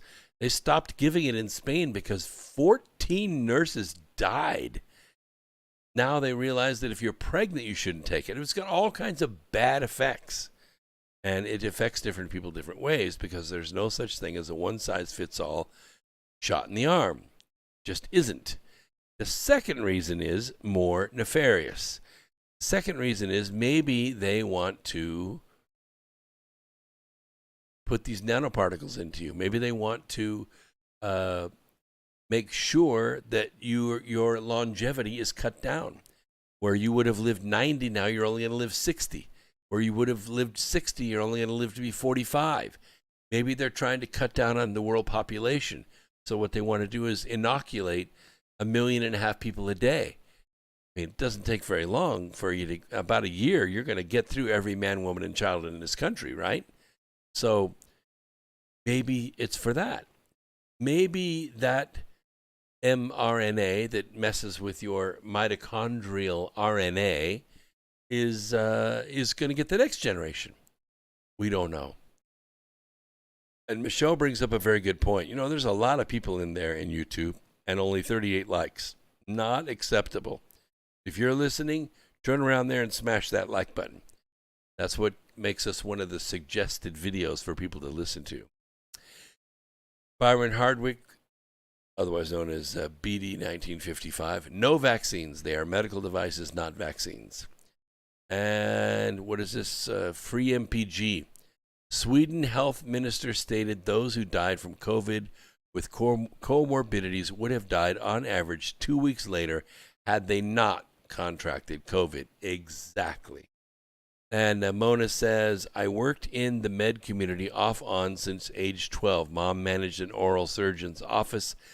I had my own medical biz for 13 years before I retired, so I know them still. We talk often. Well, I'm not taking the vaccine. You can do what you want to do. That's just me. All right, I promised you that I would read a couple of chapters of Charm of Favor because you've been putting it in the chat room. And my moderators have been telling me after the program, Brooks, you're not reading your chat room. People want you to read a couple chapters from Charm of Favor. So if that's okay with you, I'm going to read chapter 27 and chapter 29. The reason I'm going to do that, it's the same story, contiguous. And it's powerful. So I want to read this too. If you haven't read this, it's not going to be a spoiler for you, but it is an exciting battle. So here we go. Chapter 27 of Charm of Favor. No one knows your name when you are selected to be one of the pilots of Air Force One. Boeing 747-200 was old by any standard, but airframes don't really wear out. The pair of VC-25A jets was delivered in 1983. They were the fastest commercial jets in the air with a top speed of 619 miles an hour. And these units were constantly upgraded with the latest defense systems to protect the leader of the free world. It was a pleasure to fly because it was vastly overpowered and rarely transported more than 100 people, although it was capable of flying more than 150,000 pounds in payload, more than 5,300 nautical miles at altitudes up to 45,000 feet. This was a special mission. It must have been, for Colonel Blaine Jameson had been retired from the Big Iron for 10 years when he got the call. He and his wife of 38 years, Linda, were picked up by a plain white car and driven to the Pentagon. He had never entered the building from the side entrance.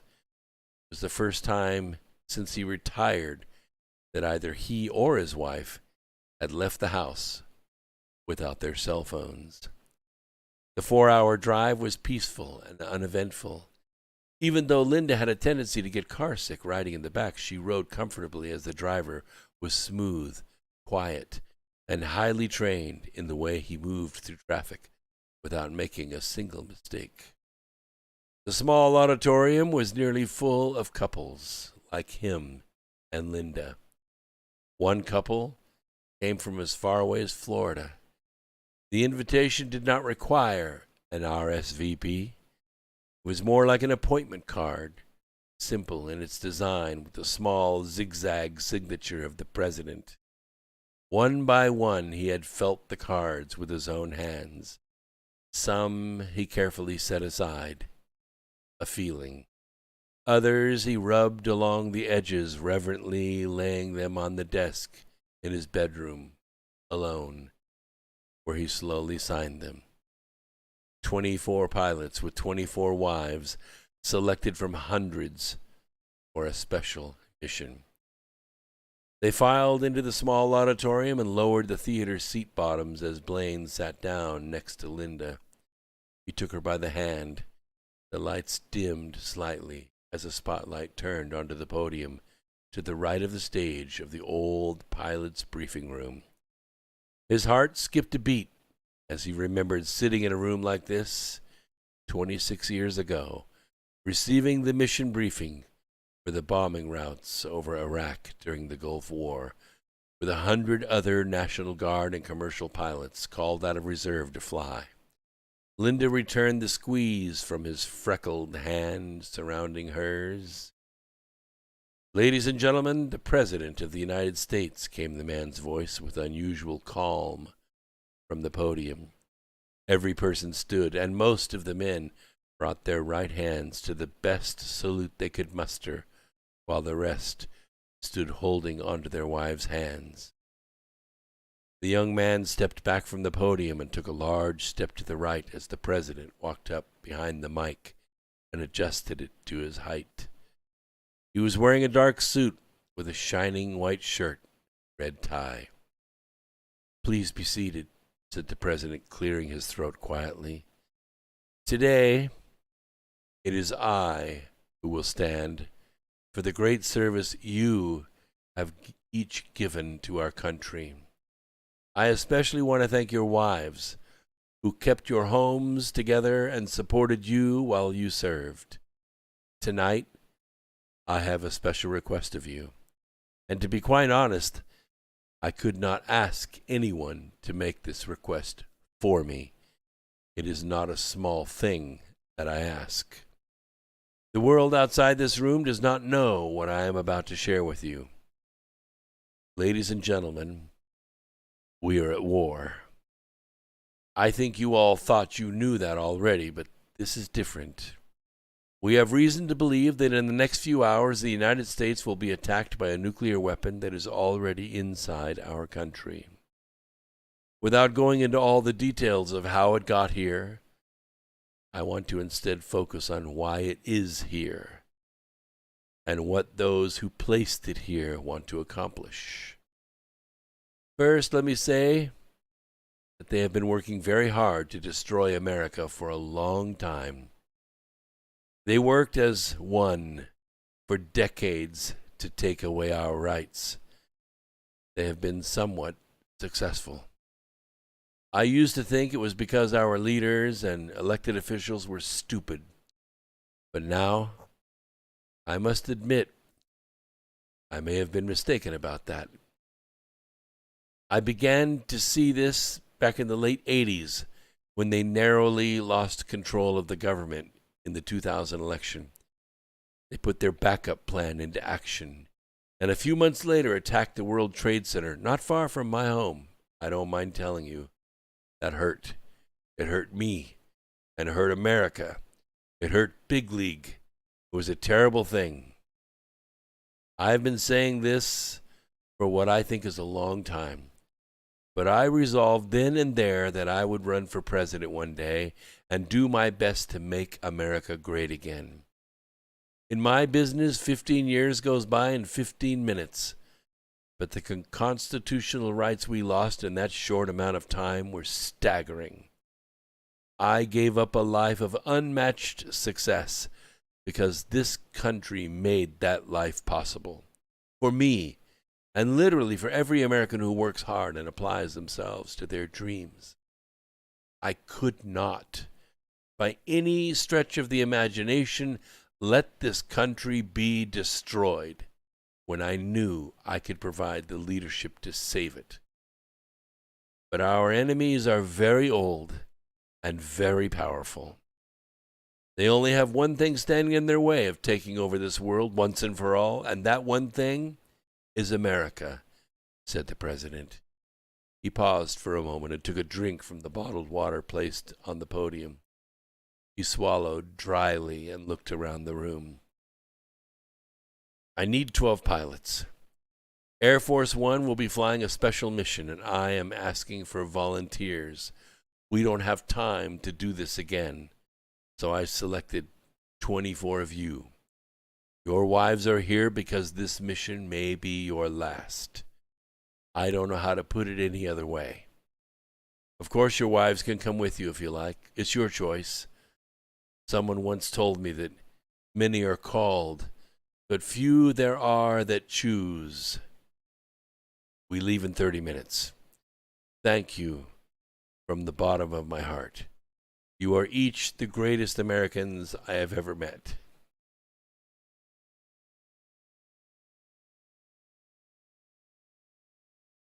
God bless you and God bless the United States of America, said the president as he saluted one more time. He held his hand as perfectly as he could above his right eyebrow as the pilots, their wives, stood. All of them. I trust you're safely away, Mr. President, said Raymond into the smooth platinum receiver against his ear. The cabinet is with you? Except those two, yes, sir. If you conserve fuel, you can remain airborne for 33 hours. Yes, sir, it will seem like forever. Let me assure you, their forces have been in place for months, and they will attempt to seize Washington within minutes of the blast. Their eyes are everywhere, Mr. President, except on that aircraft. There are fighters and missile interceptors in Greenland, sir. There's a refueling facility there under what we call Operation Bear Claw. Since early in the campaign, we knew you would, but Hillary's team was confident their voter base was enough to hand her the keys. No, sir, they cannot read minds. Unless it is spoken aloud. Yes, sir, when you speak, they listen. That's how the leaks happened, said Raymond smoothly. He listened as President Trump shared his ideas with him. Air Force One was one of the few safe places on the planet where command and control could be maintained. But without a way to speak to the people, there would soon be chaos. The utmost secrecy was demanded for more than 2 years to slowly and meticulously move Marines to Greenland. Tankers, fighter aircraft, radio repeater aircraft, buoys, and anti-missile batteries, and secure living facilities took months to secretly transport and erect and configure into a remote command post. It was all done under the National Science Foundation Polar Research Division. The Russians never suspected a thing. I understand, Mr. President. Just in case. It has been an honor and a pleasure. Thank you, sir. Godspeed, said Raymond, softly pressing the button on the screen of his phone. Now I'm going to skip past the nuclear bomb plot because I want to keep this story, this battle, contiguous for you. We have about a minute left in this segment, but we will carry on. Okay. Skipping forward to chapter 29. Captain Jameson, I have a comm signal, said the flight engineer. Can you put it on my headset? Asked Blaine. No, sir. It is short. I make it to be only about 100 characters long.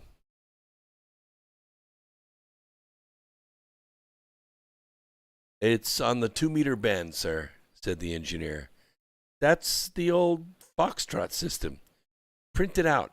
There's a blue notebook in the file drawer by your knee. You can decode it from that table, said Blaine. That's kind of primitive, you know, said the engineer. Sometimes the old systems are the most reliable. Besides, When the Iranians grabbed a super stealthy RQ-170 out of the sky and landed it, we knew we had been digitally compromised. Radio isn't digital. You gotta have a decoder ring, my boy, said Blaine. He was close to 70 years old, and he hadn't had a flight physical in years, but he still jogged 2 miles on the nice days on the beach near his home. I got it, sir. They want us to land, sir, said the engineer. When? Asked Blaine. Now, sir, said the engineer. Any other instruction with that comm? Asked Blaine. Approach from the sea, 92 left, Captain, said the engineer. Number 1, put on the cabin comm, said Blaine. You're live, sir, said the co-pilot. This is Captain Jameson speaking. There's been a slight change in plans. We're going to land in Greenland. It's a balmy 18 degrees with wind chill of 20 knots, but I hear the chow is pretty good. I need everyone in their seatbelts except the flight deck spouses. Please make your way to the flight deck and make sure you stow any loose items securely. Put your seat any way you like. Tray tables, blah, blah, blah, said Blaine, monitoring for the co-pilot to end the cabin connection. Within a couple of minutes, the 3 wives entered the cockpit and took seats beside the engineer. The engineer closed the door and took his seat again. Ladies, there's a reason I asked you up here. I believe we have been spotted and targeted. I don't see anything in radar, and my satellite feeds don't see anything either. That doesn't mean much with these guys. This ship makes a big target, even at 45,000 feet. We'll be approaching Greenland from the sea, and I have a feeling we're being used to draw their fire, said Blaine. What if we get shot down? Isn't there another way? I have grandkids, said the co-pilot's wife over the noise of the wind against the aluminum bulkhead. I don't like the idea any more than you do. Unlike the equipment I've been flying for half my life, this ship has cutting-edge countermeasures. I got flares, chaff, and I even have percussion bombs. Plus, I have about 20% more throttle on this hot rod. We're not going down without a fight, said Blaine. Captain, I have some more Foxtrot code. Hold on, said the engineer as he flipped through the code tables. We knew this flight might be a one-way ticket. We were chosen for a reason, and I'm going to do my damnedest to make sure we add value to this mission, said Blaine. I got it, Captain. It says sub-launch heat-seeking clusters man-pads, said the engineer. Man-pads? Those are shoulder-fired anti-aircraft missiles. Those bastards. They're shooting a lunchbox up to our altitude and then triggering those from the nose cones, said Blaine. Those 9-foot turbofans out there will make an easy target for those things. I saw one take out an A-10 Warthog once doing 400 knots. It took 3 seconds to reach him from the ground, said the co-pilot. I don't think there's enough power in those things to take a jet this size down, but they will trash a motor in a heartbeat. 4 motors, 4 direct hits. That's pretty good odds, I'd say, said Blaine. Hold on, we'll bring truth frequency back in. Top of the hour.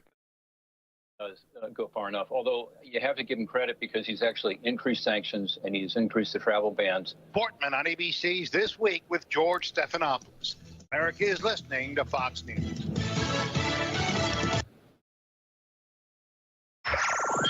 Wherever you are, make it T. Truth Frequency Radio.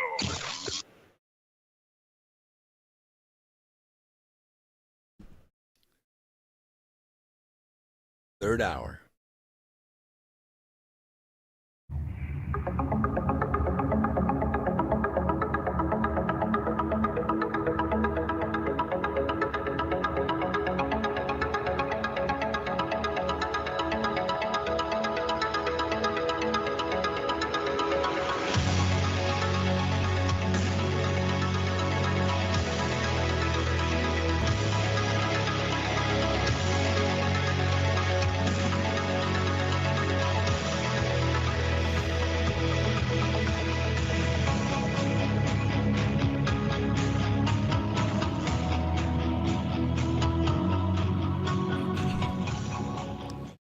Okay, we're almost done here. We're just reading a couple of chapters out of Charm a Favor because several of you asked me to do that, and so we're going to continue with the story. It's just aluminum, sir. There's no armor out there, and besides, we have 140 tons of fuel in those wings, said the engineer. Radio the base, number 1.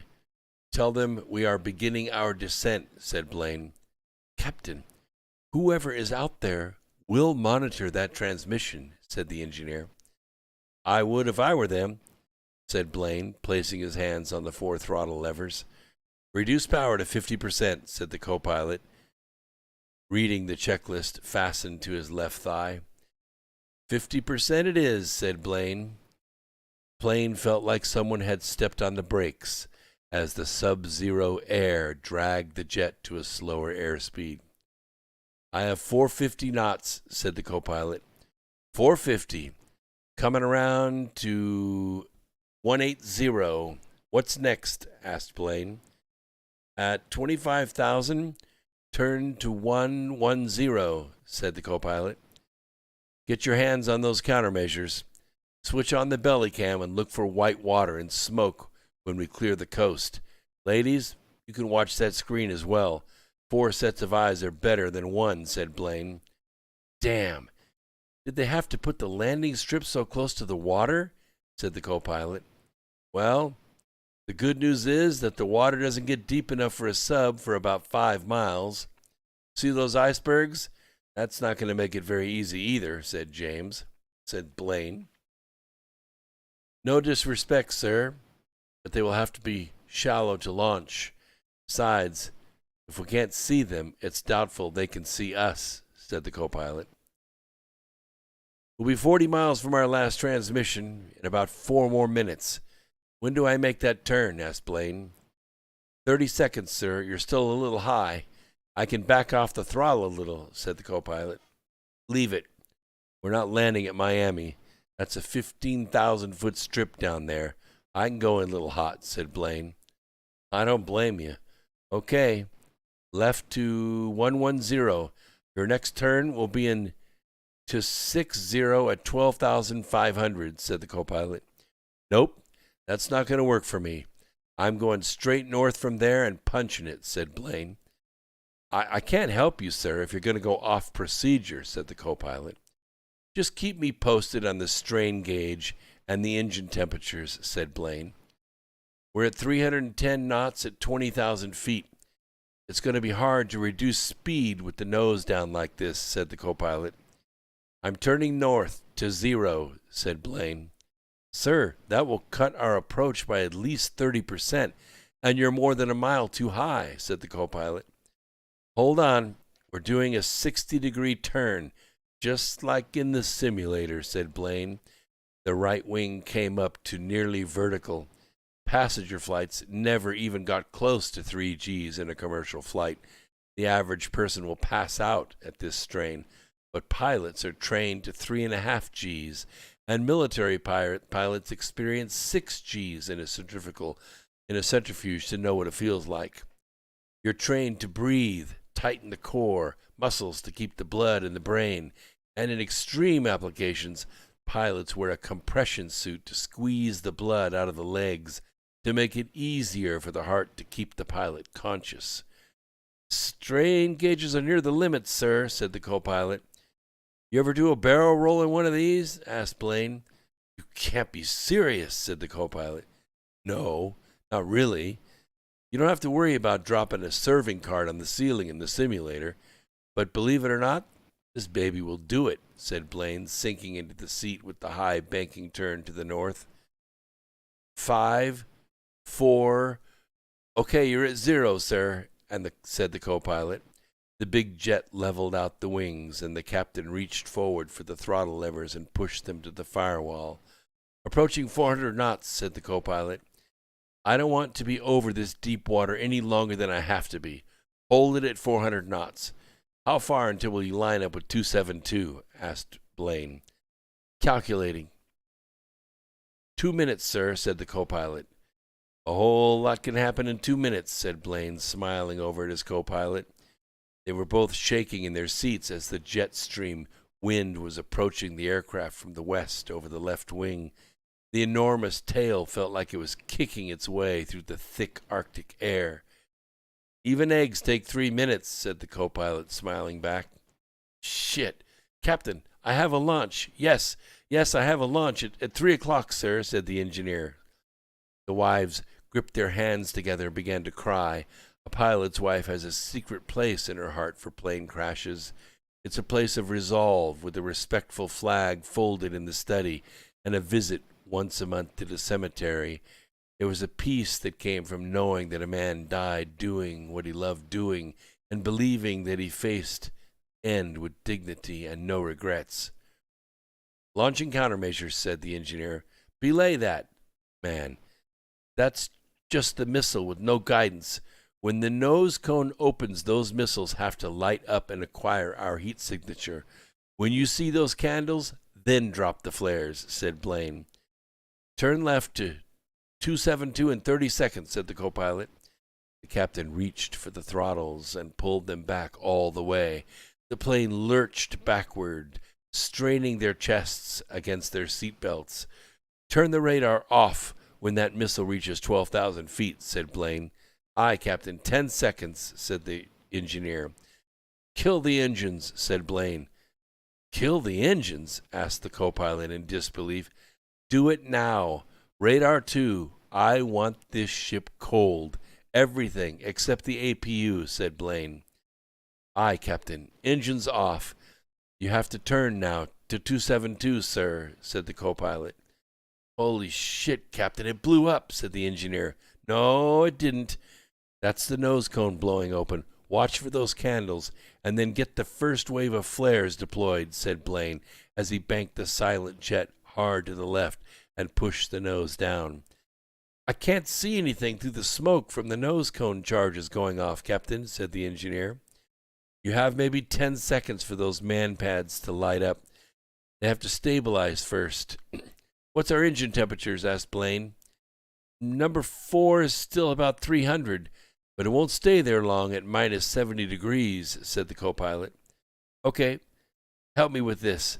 Left rudder down, right left ailerons down. Let it go 75 degrees, and then let the wing drop slowly. Watch those strain gauges," said Blaine. "You've done this before?" asked the co-pilot. "In a Cessna. Same principle. Trust me. The wings will stay on," said Blaine, sounding like he was lifting 200 pounds of dead weight. "Airspeed dropping," said the co-pilot, also straining his voice with effort. So's our altitude. That's the point. Less rudder. Watch the heading. Flying sideways is a little like drifting a Mustang. Just don't wuss out on me," said Blaine. "You've drifted a Mustang?" asked the co-pilot. "Yes, he has. Just ask our grandson," said Linda, gripping the armrest on her seat. "A little different looking out the side window, isn't it?" asked Blaine, fighting with the yoke that was shaking in his hands. Flares away, said the engineer as he pressed the blue button on the panel. "Coming up on 10,000. We're going to be long, sir. I'm getting a stall alarm," said the co-pilot. "That's just because we're slipping this ship sideways like a trainer. Push the nose down further. Bring that tail around harder," said Blaine. "Sir, we're red on the tail side load," said the co-pilot, raising his voice. "It'll hold. Bring it around. Focus on those numbers down there. Have a dozen rockets. We have a dozen rockets looking for our ass right now," said Blaine. Oh my God, there's an explosion," said the engineer. "Fire the second flare battery. Number two, said Blaine, trying to sound like he wasn't panicking. "Number 2 away. Oh, yeah, there's another explosion," said the engineer. "How many left?" asked Blaine. "There's the sub, right over there on the screen. I think it's surface," said Linda, pointing. Suddenly the yoke shuddered in their hands, and there was a loud explosion. 2 rockets flashed past the cockpit, leaving white trails of smoke. "Number 3 is hit. We have a fire," said the co-pilot. "The auto extinguish will get it. If they hit number 4, we'd be down. The inboard engine is bolted to the top frame spar. We're okay," said Blaine. "You think they'll shoot again? How far do we have to go?" "Oh my God, what was that?" asked Linda, pointing at the screen displaying the belly camera. "Did we do that?" asked the engineer. "Talk to me, people. I'm a little busy right now," said Blaine. "Damn, what a shockwave. That sub is gone," said the engineer. "What? Who did it? Any ships down there? Did they have a malfunction?" asked Blaine. "Maybe another sub. It looked like it came out of the sky," said the engineer. "We need to drop another 5,000 before we line up," said Blaine. "Airspeed's still over 250. Fire is out," said the co-pilot. "Bring that tail back. Give me some flaps. And let's see if we can use the landing gear to slow us down a little," said Blaine. "Should I restart the engines?" asked the co-pilot. Better not. We might not be able to use number 4, and that would be a bit of a trick. Besides, it's not like there's much more than a chain link fence to run into down there," said Blaine. "There's no going around," said the pilot. "Okay, no negativity on my flight deck. Line us up. 20% flaps. Gear down," said Blaine, grabbing the lever and pulling it up. The cockpit of a Boeing 747 is quiet when the airspeed gets below 200 knots. Without any engines running, it feels more like a simulator than an aircraft weighing 375,000 pounds, not including fuel. No one had ever stalled an actual 747, and Captain Blaine Jameson didn't want to be the first. "Gear is down, and it looks like we have hydraulic pressure," said the co-pilot. "Well, will little wonders never cease? Let's get this baby on the ground," said Blaine. The blue and white 747 touched down on the frozen landing strip and lumbered to a stop, using only the brakes. There was runway to spare, and the 3 men and their wives unfastened their seatbelts and hugged in the cockpit. "That was a pretty quick war," said the engineer. "They'll probably just mark it up to equipment malfunction," said Blaine. "That was a hell of a ride, Captain. It was a pleasure flying with you," said the co-pilot, shaking his hand firmly. Well, that's as far as we're going to go in Charm of Favor. So, you think it's not a white knuckle ride? You need to read the book. It's quite exciting. The entire book just rocks like that all the way through. All right. Any comments in the chat room? Oh, Mad Pogue says, "I just tuned in. What is this reading from?" That is from Charm of Favor. The true story of the rise of the Clinton crime syndicate, chapters 27 and 29. You can listen to the archive, or even better, you can buy the paperback or you can buy the Kindle version, and I will give you the audiobook for free. Yes, you get all the chapters in full audio. You can put on your headset and you can take the journey on your own. Or you can go to my website, brooksagnew.com, click on the store button, and you can buy the audiobook by itself. What a bargain. I sell it for about a third of what Audible would sell it for. Of course, I get to keep all the money, which kind of makes it better for me. But you can do what you want to do. You want to buy the Kindle or the paperback, you can do that. If you want to buy just the audiobook, you can do that. And just go to the website, and it will go up brooksagnew.com, and click on the store link at the top. All right, let's talk a little bit about this flu season. I don't think there is one. Despite all those warnings from Dr. Anthony Fauci about the made-for-TV virus and the flu joining forces in 2020 and 2021 to create some kind of super deadly double whammy viral pandemic, it's no longer a secret at this point that worries about a supercharged flu season simply never came to pass. February is usually the peak of the flu season, when doctors' offices and hospitals are packed with patients. It's been that way for decades. But that's not the case this year. Instead, the flu has virtually disappeared from the U.S. with reports coming in at far lower levels than the world has seen in many decades, probably my entire life.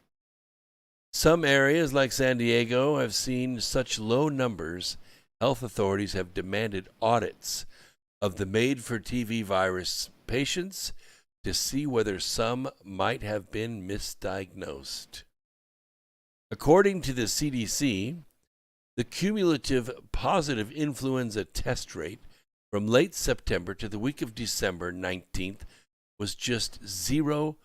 0.2%. And that's compared to 8.7% from a year ago. Hospitals say the expected army of flu-sickened patients just never showed up. And that nationally, this is the lowest flu season we've ever seen. One source from Maine Medical Center in Portland, the state's largest hospital, said this: "I have seen 0 documented flu cases this winter," said Dr. Nate Mick, the head of the emergency department. Ditto in Oregon's capital city, where the outpatient respiratory clinics affiliated with Salem Hospital have not seen any confirmed flu cases. Dr. Michelle Rasmussen, the head of the hospital, said, "It's beautiful, especially considering the flu's long-standing status as the country's biggest viral threat. The outcome is simply remarkable. Many parents will tell you that this year their kids have been as healthy as they've ever been because they're not swimming in the germ pool at school or daycare the same way they were in prior years. Some have suggested it's a miracle of tyrannical made-for-TV virus restrictions." Phyllis Kankey, an infectious disease professor at Harvard University's T.H. Chan School of Public Health, told the reporters, "I think made-for-TV virus mitigation measures are likely to lower levels. Some of these mitigation measures may have been partially effective for high-risk groups for flu, like the elderly and the immunosuppressed." That would be people that have had a vaccine before. Also, because the nation is panicked over this virus, unlike during the 2018 flu season, the threshold for people going to the hospital is likely much lower than in past flu seasons. While there are definitely some people who are gravely ill with this virus, we have decided to treat this virus in the hospital much more liberally than any other virus. Hospitals receive higher reimbursement rates for treating the made-for-TV virus patients. However, many of the cases are not necessarily clinical level. Professor Christina Pagel suggested that some of the measures brought in to fight coronavirus could be kept in place to combat flu infections. Asserting that we can reduce flu deaths to pretty much 0, Pagel said, "It is worth encouraging people to wear masks on public transport and in other busy environments every winter. But looking at a chart of U.S. flu cases versus made-for-TV virus cases should raise more than one eyebrow. The phenomenon is not unique to the United States." Do tell. In the UK, data released this week show that the number of active flu cases in the country has fallen to 0. However, as we previously highlighted, other health experts have suggested that flu cases are so dramatically low because influenza cases are being falsely counted as made-for-TV virus cases. Last month, top epidemiologist Newt Witkowski asserted that influenza has been renamed the made-for-TV virus in large part. That's true. According to Witkowski, former head of biostatistics, epidemiology, and research design at Rockefeller University, I think that's a couple steps above Deputy Chief Director of Paper Towels. This was because many flu infections are being incorrectly labeled as coronavirus cases. There may be, and that's what I think too. I think the flu cases probably are still there, but because they're being classified COVID, because the hospital makes more money, that's why we're seeing such low flu numbers. While the great 2020 disappearing flu passes largely under the masses media radar, media proliferated mass deception and power repetition get most people to believe that what's harmful to health and well-being is actually beneficial. So it's kind of interesting. I think it's a manipulation of data to accomplish a political goal. They're using the fear of this made-for-TV virus to accomplish a political goal. What was that goal? Well, first and foremost, it was to smash the Trump economy, which it did. It did in very good order, and did not have much chance for the economy to recover from that.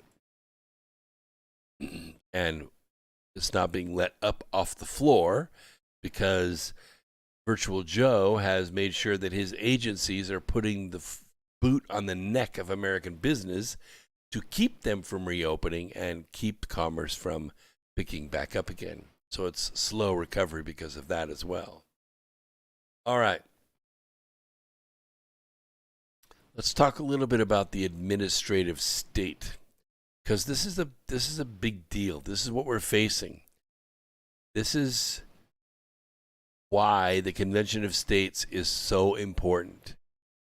If you have not read the book Alienated Nation, also written by me, also on Amazon, also a #1 bestseller. In fact, it was my first #1 bestseller in 2012. You need to do so because it will prime you for the Convention of States.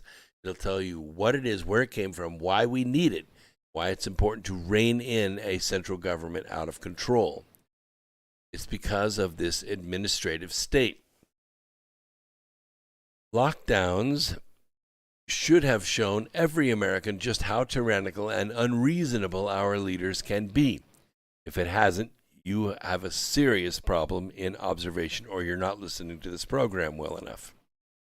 There are elected officials like Governor Cuomo who have acted as outright tyrants. They have alienated everyone, even those in their own party. Then there are the unelected bureaucrats who wave away our liberties with the stroke of a pen from the secrecy of their massive offices with their technocratic efficiency. This is all, of course, a sudden and dramatic curtailing of our freedoms. I would not be surprised if with this much public attention, some sort of effort will be made to roll back much of what has been done. Although lockdowns are certainly an existential threat to our long-term freedoms and a system of, regular democracy, there hasn't been another specter out there that many experts have been sounding the alarm on for a long time, maybe decades. The growth of the administrative state is the biggest threat we face. The chilling narrative about the growth of the administrative state, let's just call it the global syndicate, which is essentially the regulatory apparatus of the executive branch, is usually confined to specialist professions.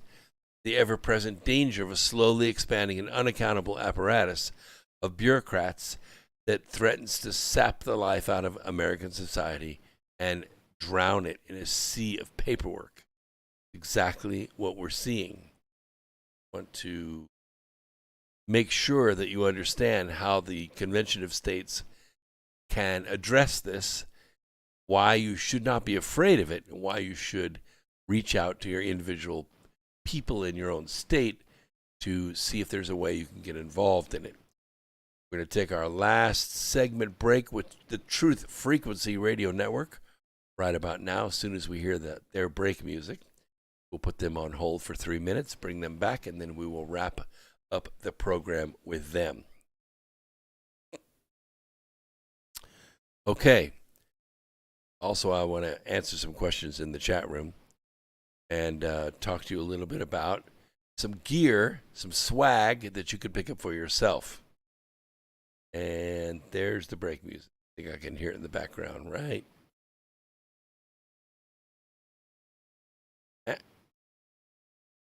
I still don't hear the break music. Why?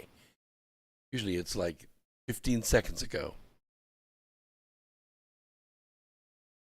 I don't even hear the commercials. So we'll just keep them connected. How about that? So one of the things I want to talk to you about is this. Yes, I know it looks like a plastic bag, but it isn't.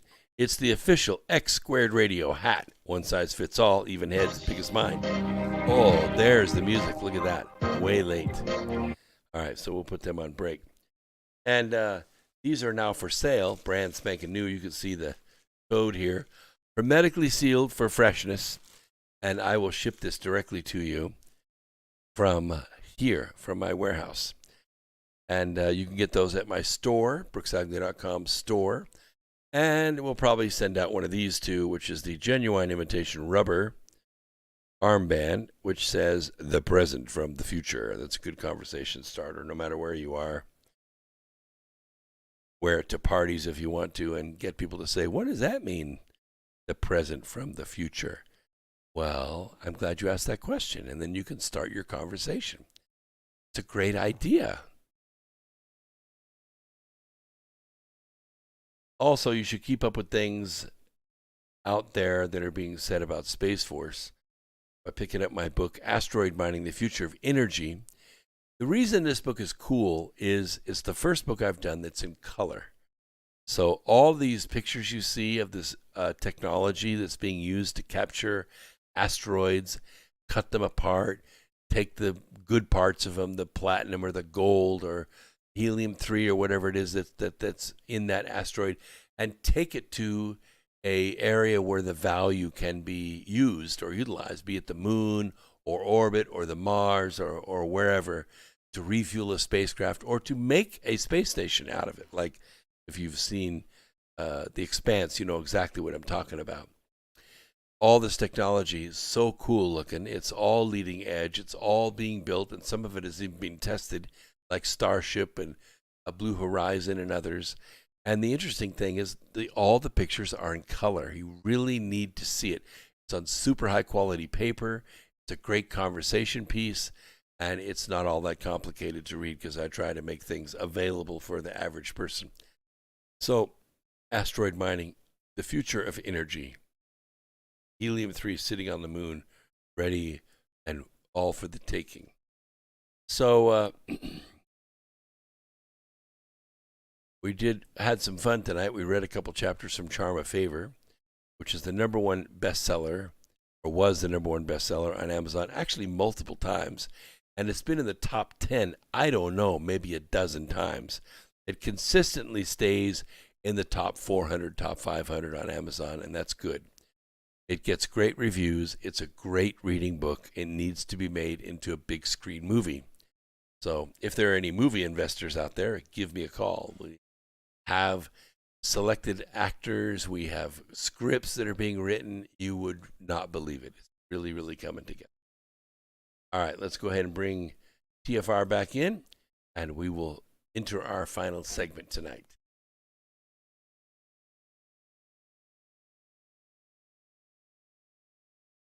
This is Truth Frequency Radio. No hate, no hype, no fear. Real people, real radio.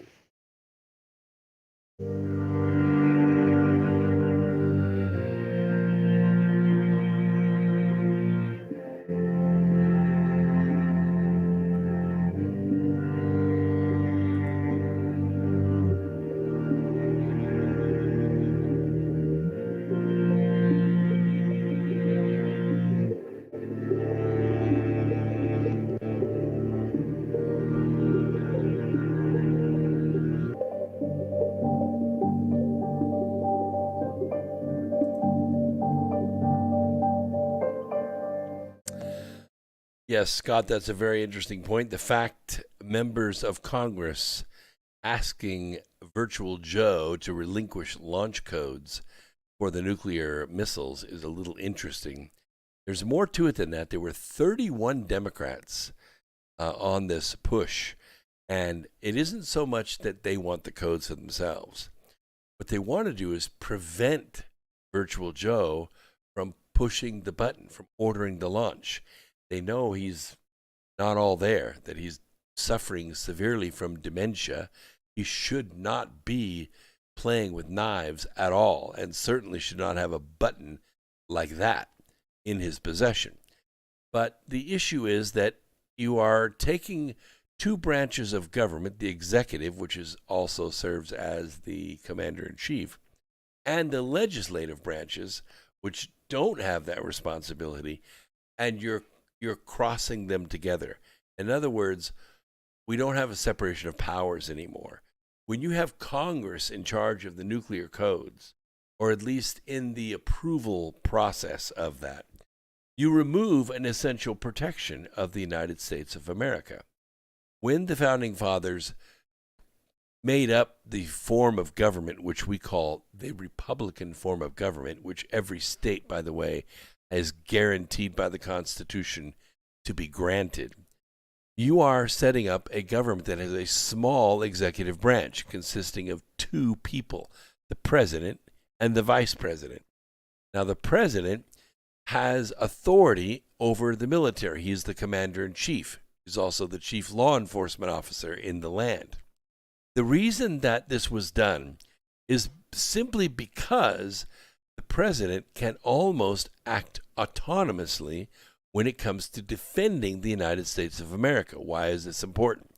It's important because our enemies know that if we have a administrative process that's full of red tape and voice messages and unskilled staffers and political partisans, filled with corruption, they know they can attack us with impunity, because they know that if they can attack us in 30 minutes and, let's say, destroy 8 cities, just wipe the people out, but it takes Congress 8 months to get through the debates to shoot back, nothing's going to happen.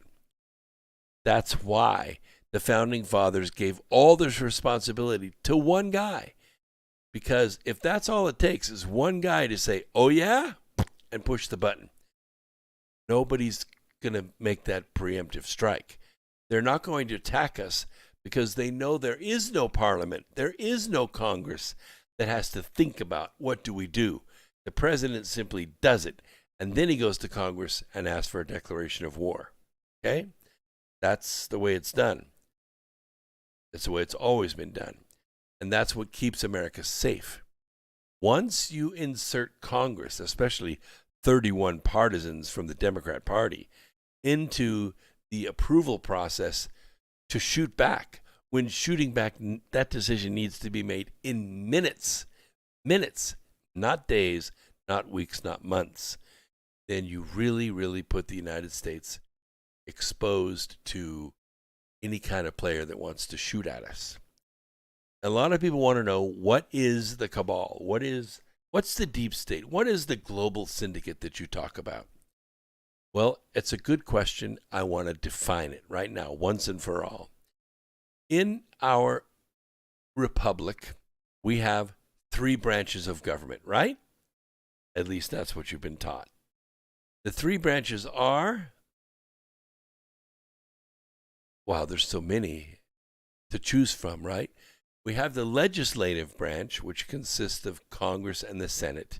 We have the judiciary, which consists of the Supreme Court and all of the judges and everything that are beneath that. And then you have the executive. Those are the 3 branches. But what happened in 1933 is that Franklin Delano Roosevelt created a 4th branch of government. And that 4th branch of government was not an elected branch of government. It did not have elected officials in it. It was filled with professional employees which cannot be fired. They have no direct accountability. They have a union to protect them from any kind of retribution. And it's business as usual. But I will tell you that if this bureaucracy, this agency, department, bureau, or administration has a political agenda or a political resistance or a political position when it comes to actions that have been ordered from them, then they will stop it. They will stop it. And we have a recorded conversation. I have it in my files. I don't know if I should play it, but I have a recorded conversation of one of these meetings of senior federal employees who work for these agencies. And what they are discussing openly on the recording are ways of resisting the president's orders. So in other words, if the president orders some relief package to be put together or a fleet of Humvees to be driven somewhere to support somebody, this is the group of individuals that could slow walk that.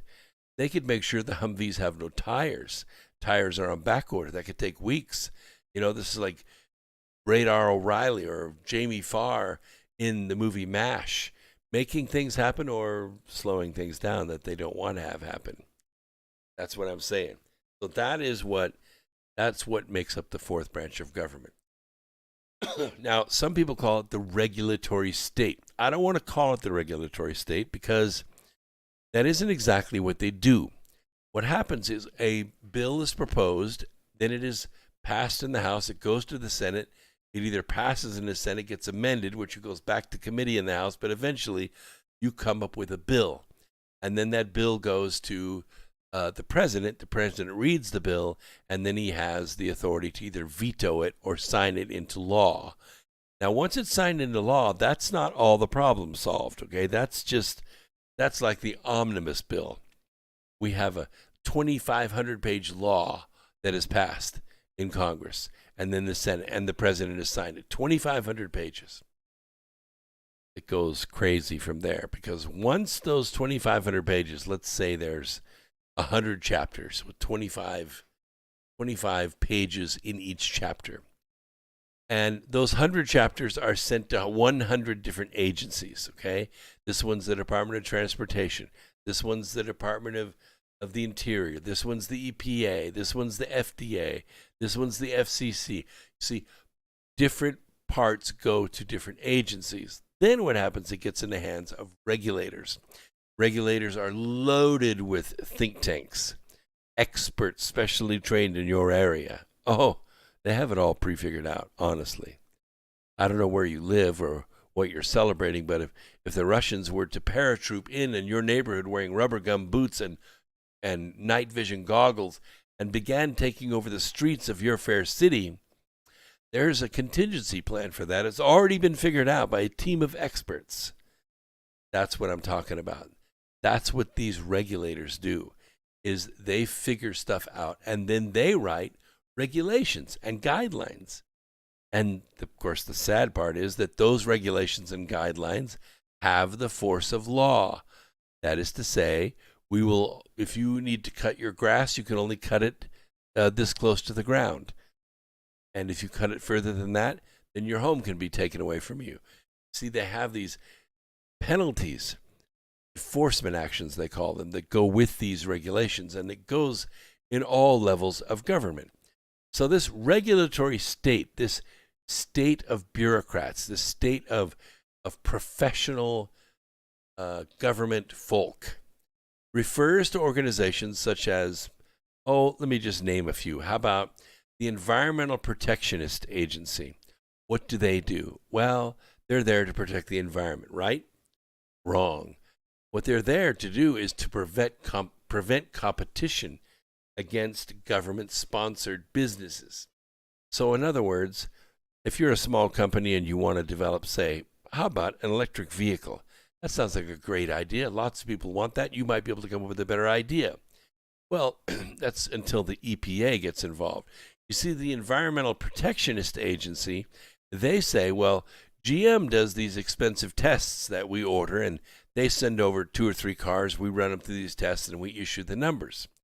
It only costs $37,000 a day. GM can afford it. And since you're building cars and GM builds cars, then you have to do the same thing that they do. You have to submit your car to go through 70,000 or 7,000 or whatever, however much dollars that investigation is. Well, if you're a small company and you can't afford it, well, too bad, so sad. You're out.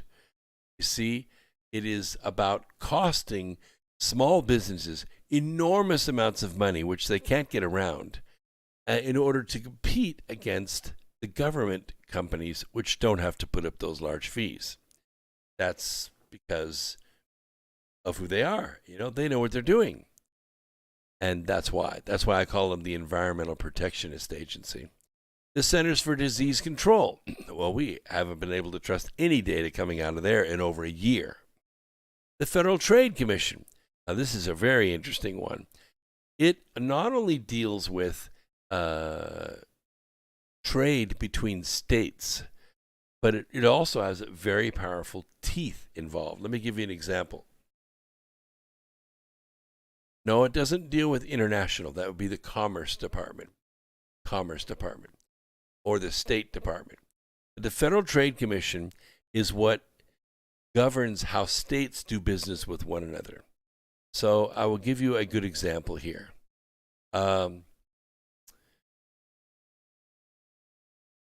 Suppose there's a business in one state that wants to do business in another state. And they want to maybe have interstate businesses run from a single corporate office, let's say in Pennsylvania. Well, years ago, there was a little company called MCI WorldCom. I don't know if you ever heard of them or not. They were in the long-distance service business, along with other companies. But MCI WorldCom also was a cable provider. And what they did is they got involved when, in the old days when we had, I know this is really going to sound ancient, but we used to have long distance charges. I know, it's just like, it's so 1990s, it's hard to even imagine it now. But yes, we had long distance charges. And basically it meant this. You could make unlimited local calls as much as you want, as long as it was in your area code, wasn't outside a certain dialing code.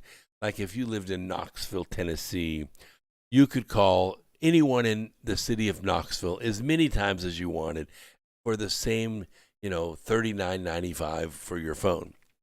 But if you wanted to call somebody in Nashville, or you wanted to call somebody in LA, then you were charged long distance. Now, when MCI WorldCom came on the scene, they offered a stunning, amazing low price of 12 cents a minute. Yeah, 12 cents a minute. So you could talk to St. Louis for 12 cents a minute from Nashville, Tennessee. Yeah. It sounds crazy, doesn't it? I mean, if we did that today, we'd all be broke as hell.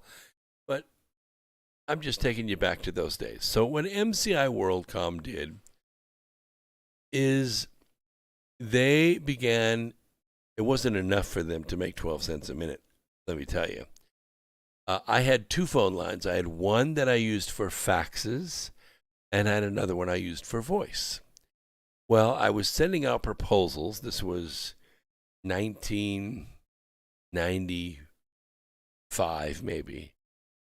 And I was sending out proposals, and I was sending them out from my computer. So I had all the phone numbers, and I had the fax machine. And this is in those days when we had, the modem you had plugged into your computer. We have routers now, but in those days we had a modem tied to the computer. And so you put in all the phone numbers. You create one form letter. I want a request for quote, and I'm going to send it out to 99 different companies to quote. And so that's what you do. So the fax machine would dial up the number, get the handshake code, send the document, and then close it out. The process took about 45 seconds, depending on how many pages, but it was about 45 seconds. So you were charged for one whole minute, because in those days, long distance charges weren't by the second, they were by the minute or any part thereof. So if you had a 1 minute, 1 second call, you got charged for 2 minutes. That was another part of the scam. So I had negotiated a 12 cent a minute price on both phones. I sent out the 99 faxes. What did I get back? I got a bill for about $325. I went, whoa, baby, what's going on here? So I called MCI WorldCom and I said, what gives? And they said, well, you canceled your 12-cent contract on that line, which makes it go to what's called full market price, which is $2.99 a minute. Now, I ask you in the chat room, I'm just seeing maybe there's about 100-something people in there. How many of you would spend $3 a minute to call somebody on the phone today? None, exactly. And we wouldn't do that then either. So I got this $327 bill. And I said, well, that's funny because I have a 12-cent a minute. And so I'm willing to pay $12, which is the cost of these calls, not $325. And they said, well, you could pay the $12, but then there'll still be a balance owing, and then we're going to have to collect that. And I said, and how do you intend to do that? And they said, well, we'll turn it over to a collection agency, and it will go on your credit report. And I said, well, I'll tell you what I will do. If you do that, I will cost you $1,000 for every dollar that you put on my credit report. So if you put $300 on there, I'm going to cost you $300,000. And he said something that just made history. He said, why don't you just take your best shot? I said, okay, I will. And I hung up the phone. My next call the next day was to the Secretary of State of the state of Tennessee. I explained to him the situation. He put me in touch with the Federal Trade Commission. I explained to them the situation. They said, thank you, sir. We'll take it from here. About 2 months later, I'd long forgotten about it. About 2 months later, I get a phone call from the Secretary of State's office in Nashville, Tennessee. Mr. Agnew, yes. I understand you're one of the parties to the MCI WorldCom complaint. I said, really? I said, well, I complained. I didn't know if I was part of a complaint. They said, well, yes, we did some investigating and you weren't the only one. So we've just taken MCI WorldCom to court in our state and we won about a $3.1 million settlement. How much money would you like to get back from your case? I said, well, I told them $300,000, but I'll take whatever you think is fair. I think they sent me a check for $2,500, which was pretty good. But that's not the most interesting part. The most interesting part is the next week, MCI WorldCom filed for bankruptcy. So that's the power of the Federal Trade Commission. I broke MCI WorldCom. I put them out of business, and people like me. They're a very powerful organization. You should never pass up using the law when it is in your favor. Use these agencies because they live for this stuff. Absolutely live for it. Another one in your state would be the Department of Labor. Very, very powerful. And if you've been screwed by an employer, you haven't been paid overtime or you haven't been paid for the work that you've done in some way, you go to them, I promise you'll get every penny that's coming to you. We also talk about the Department of Education. Now, this didn't really exist, okay, until I think it was, I don't know if it was Reagan or if it was Nixon who created the Department of Education. But it was a ridiculous federal takeover, and it's been horrible. It needed to have been disbanded decades ago, but they didn't do it. They've kept it around, and it's now interwoven with the teachers' union, which is a threat to national security in itself. And then we have the Department of Justice. Nobody needs to even talk about that. Everybody in the chat room is well-versed on what that is costing us. Karch Gibba, what is this? You're giving the enemy all your secrets. Yeah, maybe so. But they need to know, we know that what they're doing. We know. And they're not getting away with anything. Yeah. Falcon 80th remembers that commercial. Yes, I have a collect call from Bob. Had a baby, it's a boy. Will you accept the charges? No. And so he hangs up. And the mother says, who was that? Oh, it was Bob. Had a baby. It's a boy. That's how people avoided the long distance chargers. You tried to make a collect call and you would give them the message in the name. Very good, Falcon Idiot. That's a good memory. Good memory. And Michelle, keep up the good work. She says, hit that like button before it's too late. I'm not going to check on you. It's the honor system here. You like what you hear, or you not like it, at least hit the like button, okay? It's a good thing for us. Good thing for us.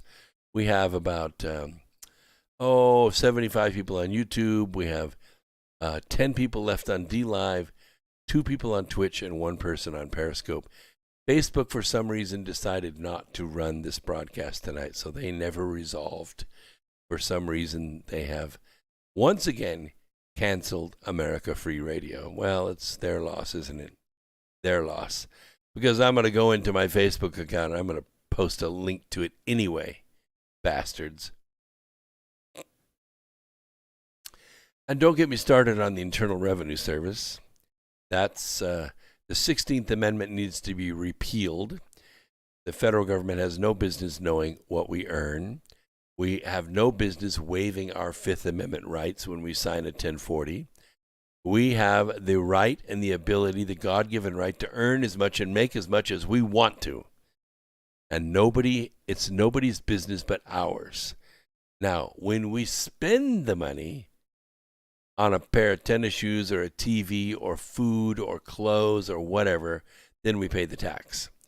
And you could waive the tax on food if you want for people of certain income brackets. But it's going to be an enormous windfall for the federal government when this is implemented. Enormous. I mean, it won't even be close.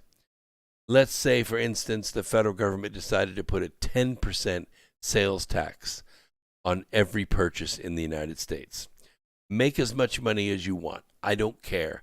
Save it, earn interest, sell stocks, make a wage, work for cash. It doesn't matter. But when you spend the money at a retail place, you're going to pay the tax. Rich people make more money than poor people. And I have it on very good authority that rich people spend more money than poor people. But right now, the way it sits, rich people don't pay more taxes than poor people. Well, with this, they would. And you get 2 other groups that are not being taxed at all right now on a federal basis. The first one is the illegal immigrant. 11, 12, 15, 18, who knows what the real number is? Could be 20 million undocumented immigrants in this country. Well, they're not begging. They're not running the streets begging for money. They're working. They're working because this is the land of opportunity. They're washing dishes. They're baking bread. They're laying asphalt. They're painting houses. They're cutting hair. They're doing nails. They're making money, but they're not paying any tax. You put those 20 million people into the tax system, and you're going to have an enormous windfall of taxes. And the other class, other type of person in this country that's not paying taxes are tourists. All those tourists that get off boats and planes every single day in this country with a visa, wandering around, seeing this and seeing that, 0 federal tax. Nothing. You get all the tourists, you get all the undocumented immigrants, and you get all the rich people. It will be an enormous windfall. And the neat thing is, the tax revenue would be ongoing all year. You don't have to wait till April 15th. And, believe it or not, you make more money. Listen, this is X Squared Radio, and my name is Brooks Agnew. And I'm saying, go out and look for the good in others and help it to grow a little bit every day. Peace, Earth Explorers. And remember, the present is much more easily negotiated from the future. We'll see you on Wednesday at 8 o'clock.